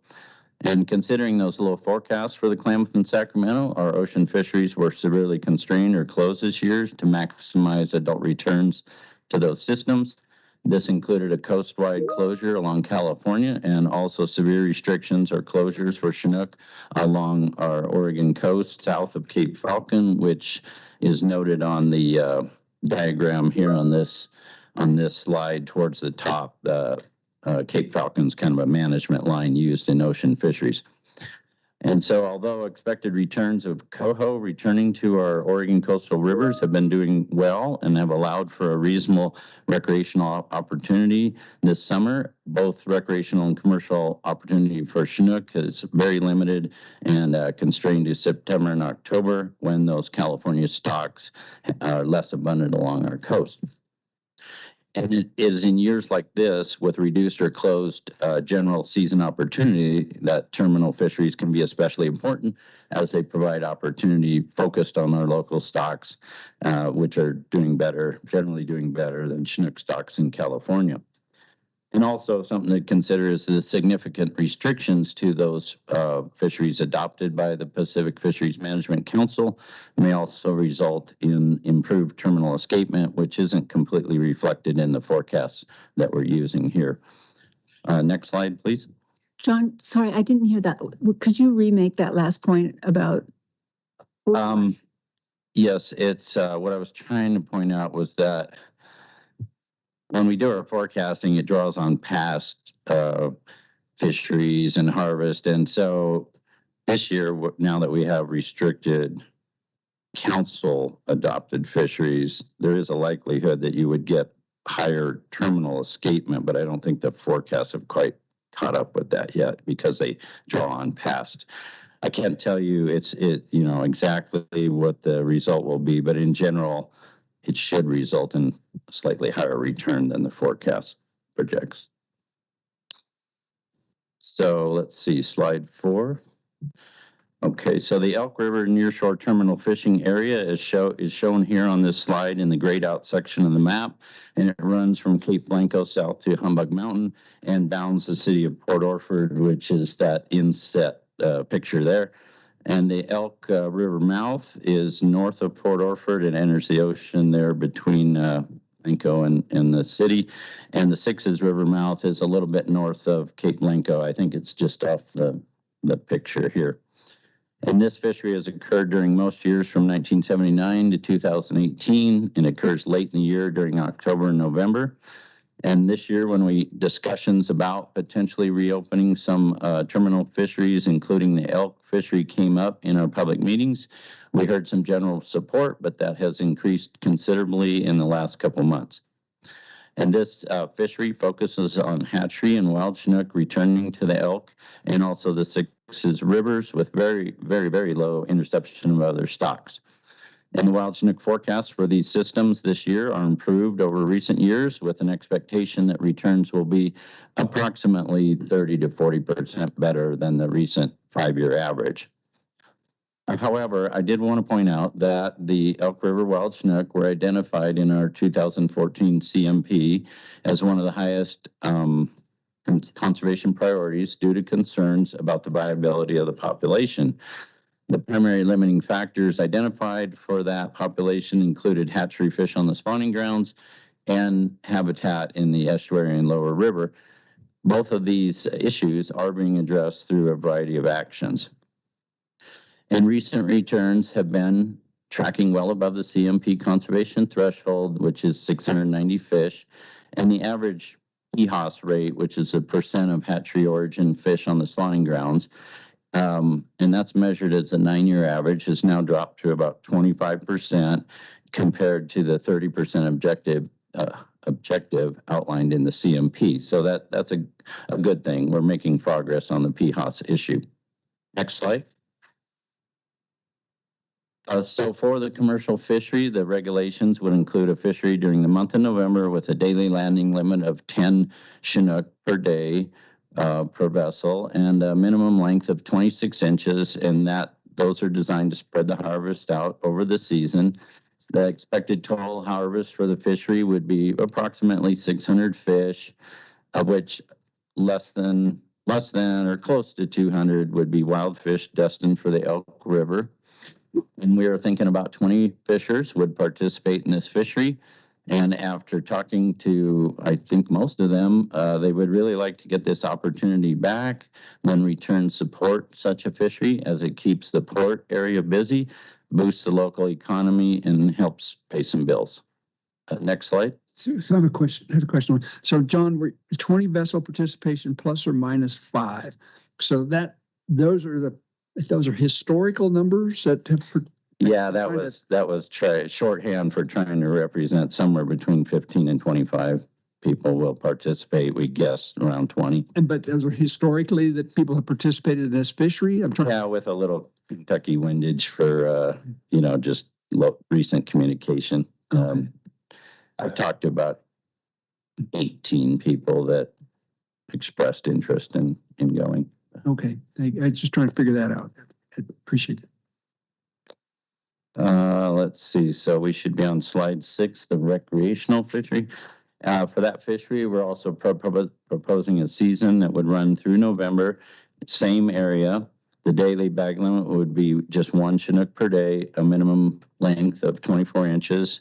Effort in this fishery is usually quite low because it's weather dependent. We are talking about November in the ocean. And the boats do need to generally launch out of Port Orford, which is not the easiest thing. So the expected catch would be very low for this fishery, maybe 20 fish. So next slide, please. In conclusion, staff supports providing this opportunity given the limited impact to elk and 6's wild Chinook, which are generally doing better, the reduced harvest rates that we think will occur in general ocean fisheries, and the economic benefit it would provide for the local community. So that concludes my presentation, and I will do my best to address any questions you may have. I have a couple, John. What you're saying makes a lot of sense in terms of how important the opportunity is for Port Orford and that surrounding area. And I think that's a key thing for us to look at. This one has been, when we did the CMP, the viability was a big question. It was the highest of the risk to the viability was the highest of any of the fall Chinook runs, and very high. With the work that's gone into this since to try to fix that and recover from that has been impressive, and we are seeming to make some headway. We are, though, still at 25% PHOS, which is high. It's a small run. It's a small river. I get how important it is because when the other rivers get muddy, this one clears fast. It's the first one to clear. So it's of great concern to me to open this one when everything else is closed, and we're putting more pressure on one that we have been for years trying to recover instead. So if you could talk about how do we know right now as much as we're going to know about this run of wild fall Chinook, or will there be any in season before we get to the November time and during, or even during November, to make sure that this run is actually reaching the levels that you're thinking it might? Chair Wall, good questions. I don't think there's a metric that we can really track to document like the 1900 preseason forecast, if that's what you're asking. Fisheries will occur. There is some limited opportunity in September and October, but I don't believe any tags will be, run in season or anything like that. So we are generally operating off of the preseason forecast of just over 1,900 fish. That's right around 30% of the recent 5-year average. It compares to a closure threshold, I think, in the CMP of 690. Obviously, we'd like to, see a little bit bigger return to work from, but that is the highest forecast, or if the forecast was accurate, it would be the highest return since 2016. And so staff is feeling that we've made some headway. We've implemented mark selective fisheries inside to help address PHOS. We're working on some studies at the hatchery to work on, I think of the word imprinting, to also help address the PHOS and pull more of those hatchery fish into the facility. And then there's a lot of habitat projects, I believe, going on and, to address those lower river habitat concerns. And that small problem of the fire in the upper. There is the Anvil Creek. Yes, issue. For me, I have great concerns about opening this. I absolutely understand how much the troll fishery would like this fishery and this opportunity. It's a small fishery, it's a small town, and they would like the chance to get out there. But this is a population that is struggling mightily. So I have big concerns about this one. Let's go to John, if you'll stay there. Bob. Thank you for watching that. Bob Spellbrink, go ahead. Commissioner Spellbrink. Thank you, Chair Wall. A couple things I might just add in here. I never fished that fishery, but I'm very familiar with it. I know a lot of the guys that do, and they're almost always kind of like what John explained. They have to be able to come out of Port Orford, so they're mostly small boats. A lot of 20-foot class, even dories. It's a high value, low volume fishery. Like say, even the limit, the daily limit's going to be 10 fish. And another thing I might add is I think we're seeing indicators of the North Coast right now. John might be able to weigh in on that because I spend every day pretty much this time of year on the sleds that I'm not here or summer I have to be. I see so far the indicators are I see one of the best returns to the sleds that I've seen in years and years and years. I've never seen this many fish in the sleds this early. And I think I hear from Coos Bay and south. I'm not sure what's going on the Coquille, if they're actually experiencing some upticks there too. But anyway, I think there's a lot of fish that didn't get caught in the ocean because we had the season basically closed all season long from Cape Falcon down. So I think there's a lot of fish, that did not get caught that would have got caught in the ocean. So I don't think you're actually going to hurt that population this year. I think that population is going to be strong just because a lot of those fish would have got caught in some of the ocean fisheries and they didn't. Thank you. We do have one person who would like to testify, and that person is online. So we will go to Dave Kewen. Dave, are you there? Yeah, if you can hear me. It's actually pronounced Keen, but I get that all the time. Sorry. I've been called a lot of names over my years, believe me. I'm actually probably not even on the right topic other than I live in Brookings. I'm president of the Oregon South Coast Fishermen. And once upon a time, not too long ago, the Chetco bubble season, terminal season was on the agenda. At least I thought it was on your agenda, where rec was October 7th and 8th. 14th, 15th with commercial in between those dates, and then any remaining after that for the commercial. So I guess it's not even on your table to discuss or even consider the Chetco bubble season. And I was just curious where it went, why it disappeared from consideration by the commission. I don't know if you can comment on that, but we had a lot of people looking forward to the bubble. I believe the Chetco River return is going to be robust. There were 35 boats. I checked that just about 15 minutes ago on the Chetco. It's very congested. They're catching salmon as we speak. Bottom fishing just 2 days ago. I caught 2 Chinook. A lot of Chinook are being caught while we're bottom fishing. Of course, we release them because you can't keep them in the ocean. But I was just curious where the Chetco bubble season went to. So I guess it's a comment. Go ahead. You can ask John that after he's discussed. Okay. Are you finished otherwise with your testimony? Because John North did mention the Chetco very briefly, but we'll come back to answer your question in just a minute. If you have other testimony while you still have a minute left or a couple minutes, or would you like us to go ahead and just answer that question to use the time? Yeah, just answer the question. Yeah, I was late because I was running an errand for my wife, so I missed that beginning part. Go ahead. If you could answer the question. Okay, well, thank you. John, you want to mention the Chetco and go back to what you said? Yeah, Chair Wall, Commissioners. Yeah, that is true that earlier in this process, we had considered the Chetco bubble fishery also, given that the forecast was looking, really good there, 500 or 300% of the 5-year average. But we did want to conduct some additional analysis before we jumped in. That's why we kind of pushed this whole topic so late in the year. We usually do it in April, and it had to do with a lot, for me at least, was the impacts to Sacramento and Klamath fish, with that fishery being closer to California.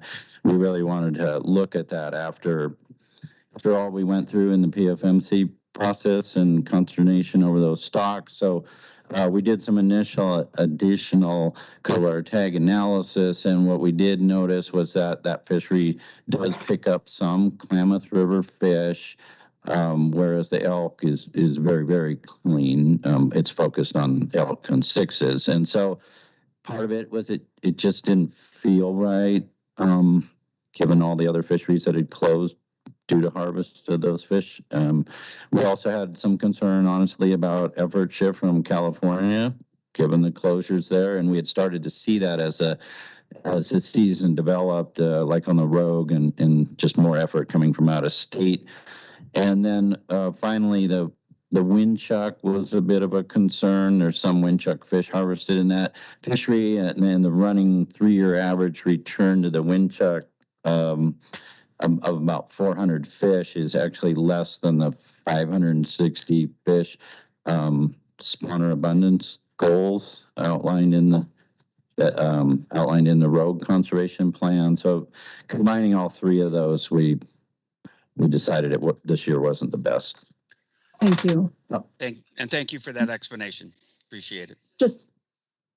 Okay, go ahead, John. You had one more. And one other thing I wanted to add to your previous question about indicators. On the Columbia River, where we can get strong numbers with the dams and all that, the Technical Advisory Committee just recently upgraded the run size there for fall Chinook by 23% in season. So went from 550,000 up to now the projection is 680,000. So kind of a indicator, not all the salmon go in the same place, but kind of playing out Bob's comment that's a hard indicator of better signs.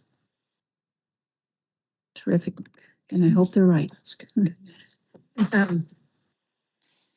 Questions? Commissioners? Anything else from you, Commissioner Spellbrink? Whoops. Then Commissioner Labhart. Okay, thank you. So John, I want to make sure I understand this a little bit. Commissioner Spellbrink helped me a little there. So what you're recommending is inside the box of the CMP, correct? I mean, we're not going outside of the CMP. We're inside of the recommendations in the CMP. Chair Wall, Commissioner Labhart, I believe that is true. District staff recommended this fishery based on what they were seeing this year, and it meets. We feel with the work that we've done, we're making improvements in the issues for the elk, and given the forecast, we think we can reinstate this fishery with minimal impact to the wild runs. We broke down the expected catch, into its pieces, and I think the point estimate is 192 wild elk Chinook. So with that, we felt pretty comfortable. We will be taking almost 290 elk hatchery fish with this same fishery. So that answers that question for me. So the recreational fishery, you're your expectation of catch rate is low, correct? Very low. Okay, so really what we're talking about is the risk level of the commercial catch, and from where I'm coming from. Look, because this recreation is probably going to be pretty low. So the risk is in there with that commercial catch. And so we're 129% of the 5-year average right now on the wild, correct? Correct. And roughly 60% of the runs hatchery, correct? Chairwell, Commissioner Labhart, 60% of the elk. I'm talking about just elk now. Yeah, okay. Yeah. It's just challenging because there's some sixes catch, so it's the different answers if it's catch versus elk run. Okay, and then the sixes, wild forecast 136% of the 5-year average. So I understand, I think I understand Chair Wall's concerns. Her level of risk is, if I can put words in your mouth, is I want to be really careful. And you're saying the department's recommendation level of risk is we're trying to be careful too, but we think there's a little bit of an opening here where we can provide a fishery for roughly 18 boats or whatever on an average. So is that a fair statement? Am I capturing it? There's a level of risk that the department is saying we're willing to take. We still think we're going to be okay. And it's where we are on that level of risk is where you're recommending that harvest level. Am I making sense here? Well, Commissioner Labhart, I think you summarized it pretty well. It does come down, I guess, to one's individual level of risk.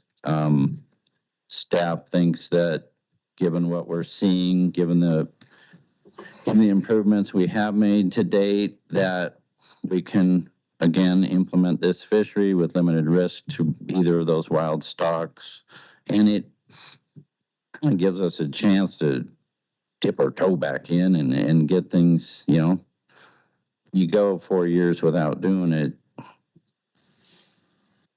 Yeah. I guess another way to look at it is when would you do it? If you're,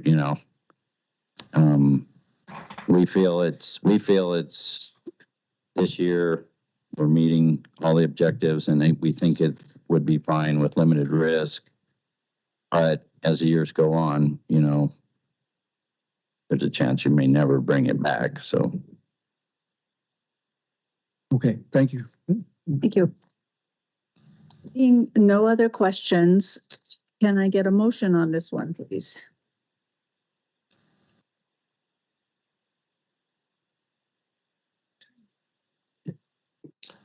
Okay, I would move to adopt the staff recommendations to OAR 635-003-0085 and 635-013-0007 as proposed in attachment 3.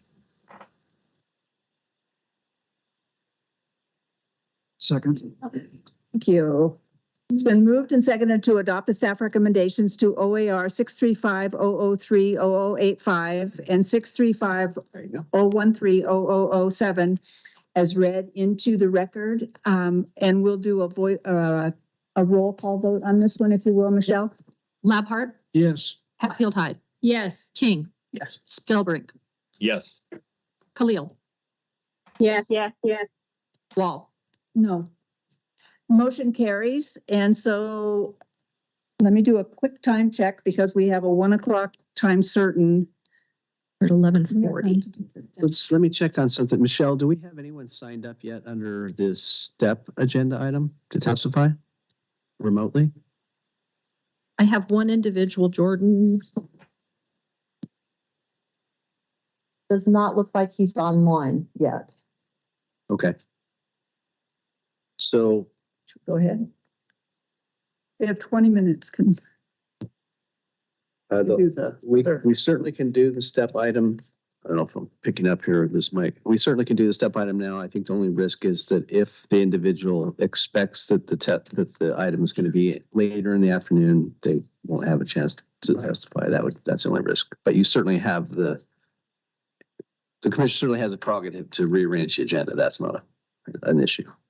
Do you see a downside of hearing the staff report on this one and waiting for the testimony if it comes? Because then we I'll would have, email him and see if we can.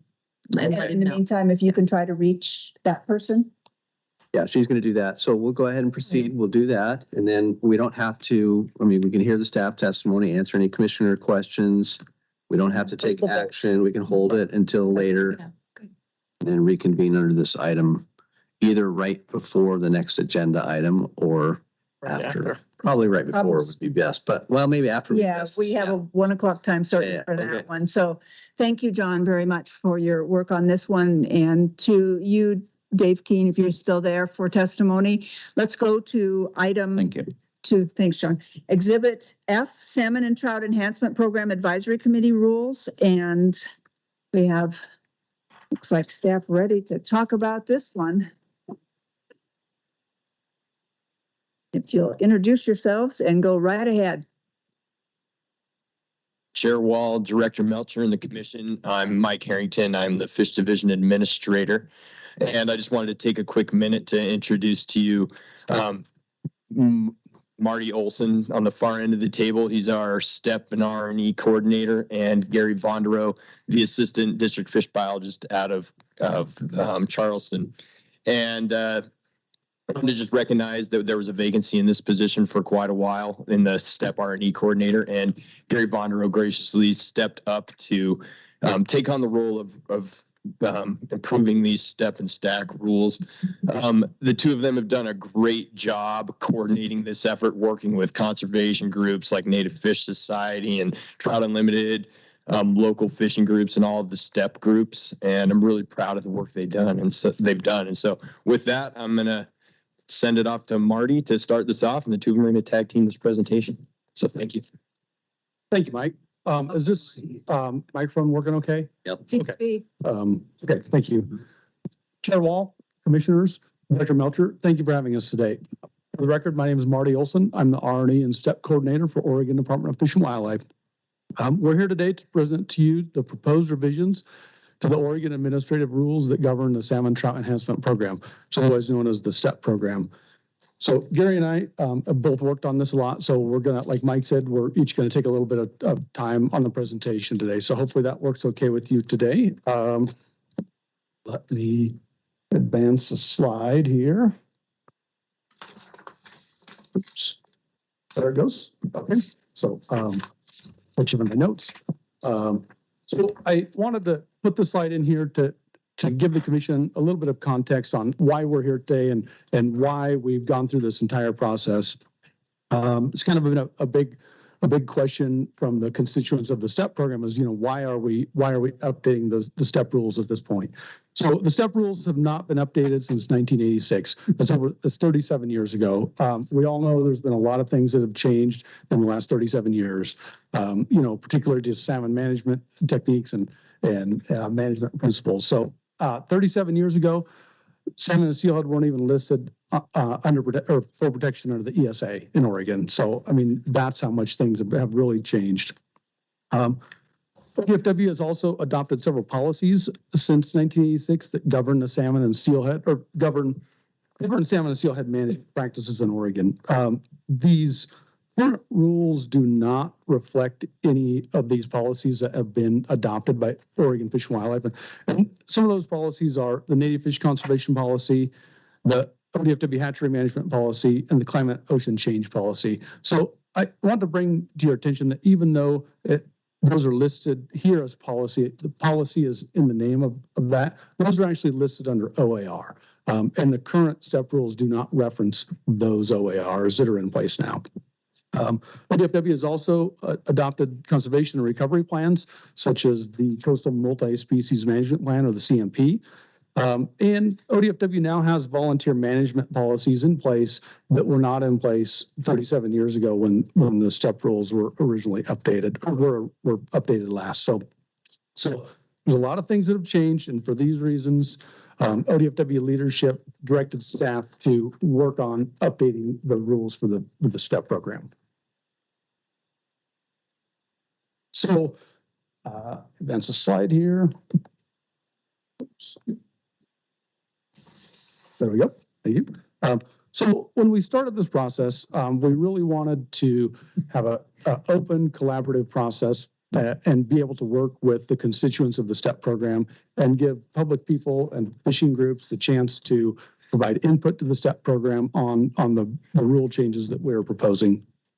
So the first thing we did is we developed a subcommittee, and that subcommittee consisted of 2 STAC members. And just a little bit on that. So STAC stands for Salmon Trout Advisory Committee, and that's a 9-member citizen advisory panel for the STEP program. So the STAC members are public members, public volunteers. So the subcommittee consisted of the 2 STAC members, 3 STEP biologists, a STEP coordinator, a recreational fisheries program manager, and the fish division rules coordinator. So I also want to say that a lot of the people, or some of the people that started on the subcommittee and started this process, have moved on to other roles within the agency or have moved to roles outside of the agency. So there was a lot of work that was done there, but the goal of the group has remained the same: to be transparent and to work with the constituents of our STEP program to get to where we are today. So the public process on this is we really started with our STAC meetings. And STAC meetings is a Salmon Trout Advisory Committee meeting, and each of those STAC meetings is a public meeting. It's announced publicly so that people have a chance to join. We have opportunities for people to join these meetings through in-person attendance or virtual attendance.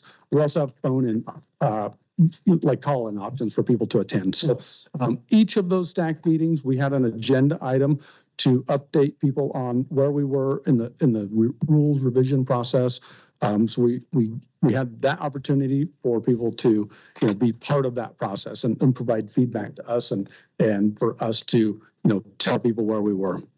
We also met with multiple angler groups throughout this process, and there's lots of angler groups across the state of Oregon. We met specifically with angler groups that reached out to us that wanted some direct feedback on the process where we were. So those angler groups included the South Coast Anglers, Oregon Anglers Alliance. We discussed the rules with Trout Unlimited staff. We discussed the rules update with Gardner, Reed Sport, Winchester Bay STEP Group, and we talked to Native Fish Society about the updates as well. We had multiple conversations with interested members of the public.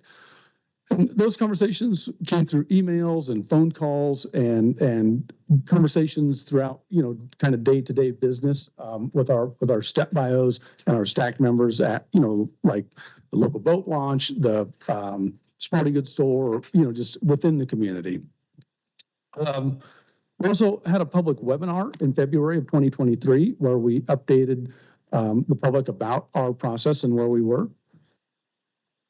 We coordinated with our tribal partners, so we sent out letters to all 9 federally recognized tribes in Oregon with updates on where we were on the STEP program or with the STEP rules update. ODFW staff met with the Tribal Natural Resources Working Group in April of 2023, and from that meeting, we had some really good feedback that came back in from the Coquel tribe, which I think helped us out on our rules.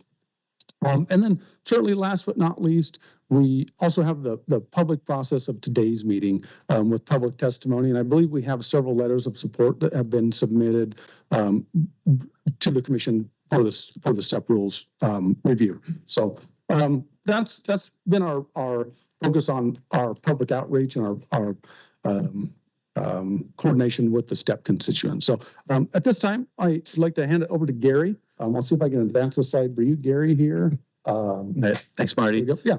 Chair Wall, Commissioners, Director Melcher, just for the record, my name is Gary Vondro. I'm Assistant District Fish Biologist and STEP Bio for the Coquel 10-mile district. So I'm just going to get into kind of the details of some of the updates we've done to the rules, or we're proposing here for the rules. And we're going to start with the definitions, the definition section of the rules. So we've added some definitions we're proposing to add, and some of the keywords we wanted to add were like acclimation, committee, mark, and stocking. These are all definitions that are not in the current rule, but we use these words throughout the proposed rules. And for some of these, other than the committee, those definitions we borrowed from other OAR's definitions that are out there already. So we weren't rewriting a new definition. So it's has the same meaning as other OARs also. Some of the definitions we're proposing for removal. I'll start with the educational project. In the current rules right now, there are two different definitions of educational project. They don't completely match up. They're pretty close.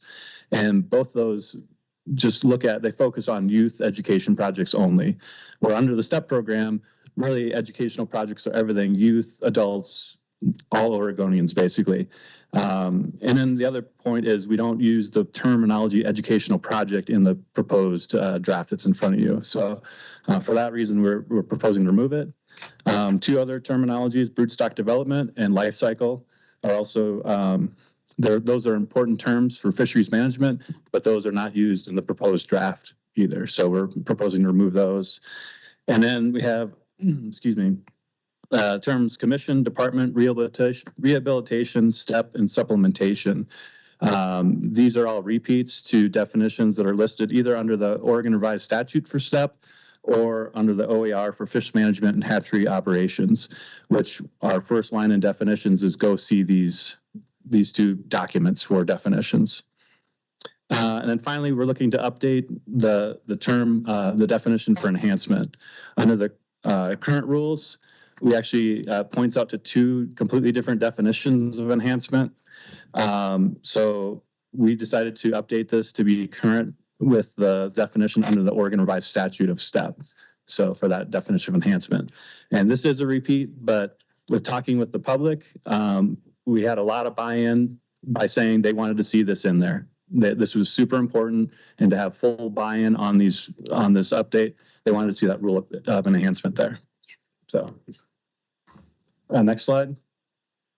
So we have some sections that are brand new that we're proposing for these rules. The first one is the Salmon Trout Enhancement Program Advisory Committee, or STAC, and we have sections on membership and then also the committee meetings. So the key things for the STAC membership is we define the number of board members that can be on the board, the regions that they cover, and also their qualifications to be a board member. And when it comes to STAC meetings, it lays out that how many meetings we'll have per year, and also that all the meetings are public meetings. And then we have a new section on STEP volunteers. And this is to basically specifically shows that we will provide training for all our volunteers that are within the STEP program. It also clarifies that all volunteers will follow the policies governing volunteers, like the ODFW Code of Conduct. So, next questions? Okay. Another new section that we're proposing is on propagation of fish through STEP. So in this section, we kind of line out all the STEP propagation projects and how they must be implemented consistent with our policies, like native fish conservation policy, hatchery management policy, fish health policy, things like that. I just want to be clear that we currently follow all our STEP hatchery programs, follow these policies. We're just kind of solidifying it by having it in rule. So another thing we wanted to do is define the disposition, how we can do the disposition of fish when they come back to our hatcheries. Currently, in the current rule, it is different than what is listed under the native fish conservation policy. There are two different lists, and so we want to make those consistent. So we're proposing to go with the list under the native fish conservation policy. And then finally, we also in this section we bring up about water rights for STEP, and this refers to the Oregon Revised Statute 537-142, which provides an exemption for certified STEP projects. And by certified, we mean those are projects that have been approved by the department to be a STEP project. So, and this is an exemption, not necessarily a certified water right. And they also must have a beneficial use. And then the other thing is, finally, these are subordinate to like senior rights. So if somebody has downstream of you has senior rights, you need to make sure that they get their water. So another key area for updates, another section here is on STEP community advisors. And this is our biologist and headquarters staff that working with our STEP program volunteers. And with this, we point out that our staff will provide education and training to volunteers. And it also defines the role that staff has in reviewing projects for approval, STEP projects for approval. So in another section, we're looking for some updates is the STEP project application. Under this section, we provide a list of the types of STEP projects that can be applied for under a project application. So, and this includes the classroom incubation, egg to fry programs. Under the current rule, this is there, but it's buried in the back of the document. So we're proposing to bring it up front in this section with all the other projects. So, next slide. Another area proposed for updates is our STEP project approval section. And in this one of the key aspects here is we talk about the duration of STEP projects.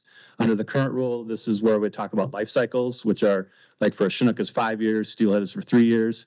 Our proposal is to basically be a little bit more lenient on the types of projects versus a life cycle. So if somebody's going to do a hatchery or a habitat project, that habitat project may only take 2 to 3 years. So we'd approve it for that time frame versus ongoing hatchery program. For example, I work in Hughes Bay with a lot of STEP projects there. Under the CMP, we have a review process every 12 years. So it doesn't make sense to review every 5 years when the CMP has a 12-year review time frame. So we keep it consistent with that. So. And then finally, we have a section we're proposing some updates under the STEP revocation or amendment of project approval. So do I need to?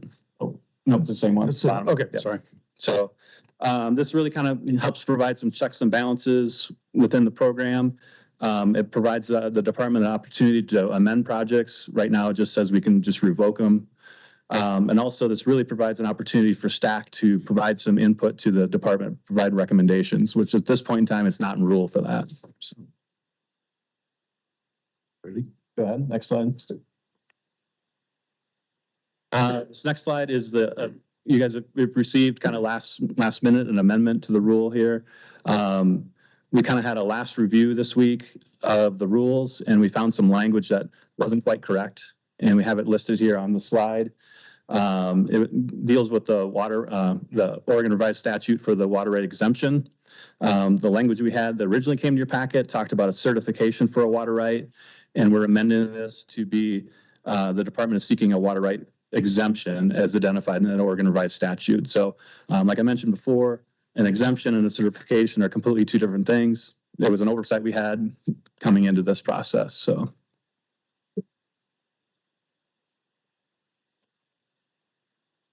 And then I apologize for this slide here. There's a lot of text on there. This really goes back to the last 3 pages of the draft rules that you have. And if you see, that's all those are proposed for deletions. So it's a lot of information there.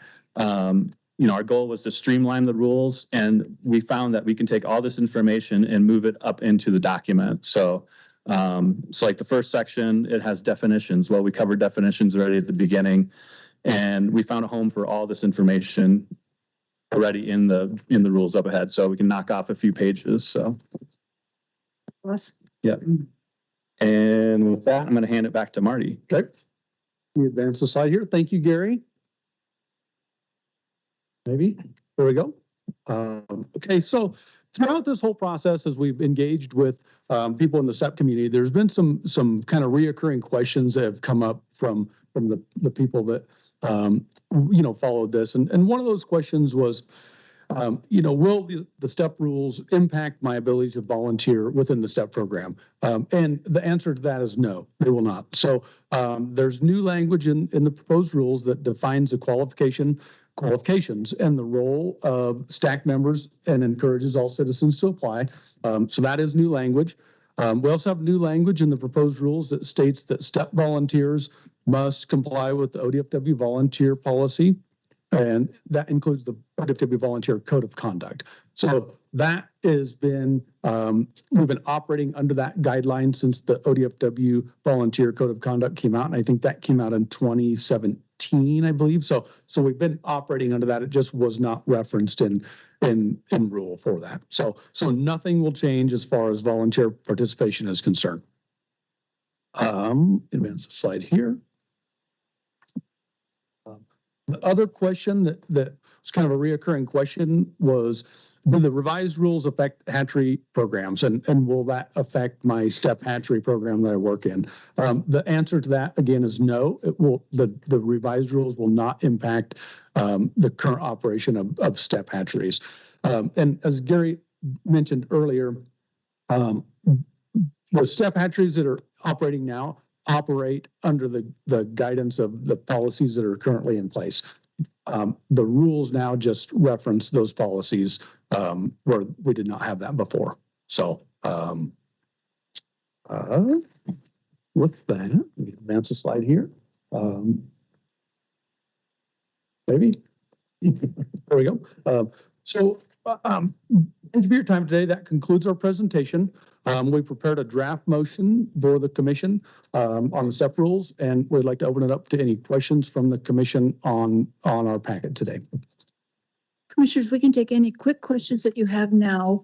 We will ask that Gary and Marty, sorry. That's okay. Should remember it because it was misspelled in the That's okay. agenda, and I should remember that one. So we'll ask that you come back when we bring this one back after the coyote item. Yeah. Because one of the people who signed up to testify is still traveling to get here, and we have one person online. So we will hear them. Let's take any quick questions now, and then we'll stop for lunch, do the other exhibit, and come back to you. Thank you. So any quick questions now, or do you want to hold those until later? Thank questions. No questions. Thank you. The screen. Bob has his hand. Oh, Bob. Oh, Bob. Bob, go ahead. And Thank you, Chair Wall. Yeah, I just thought I'd mention real quickly here. I think they did a really good job here, you guys. And I have heard no negative comments, and I've reached out too, and it's all been positive comments. So I'll be interested to see, what the comment is later. But I have heard no negative comments at all, and just nothing but positive responses. So good job, guys. Thank you. Thank you. thank you both. And I do have a question, but it'll be a clarifying one, and it's better for the follow-up than now. Do you have one now? Well, it's really a quick question. I didn't find anywhere in any of the staff report, what was the vote of the staff on the recommendation? Was it unanimous? Yeah. Yes. Thank you. Good question. All right, then we will adjourn now and come back for the 1 o'clock Exhibit E item, and see you all then. Thank you. Thank you, Chair Wall. Thank you, commissioners. Next.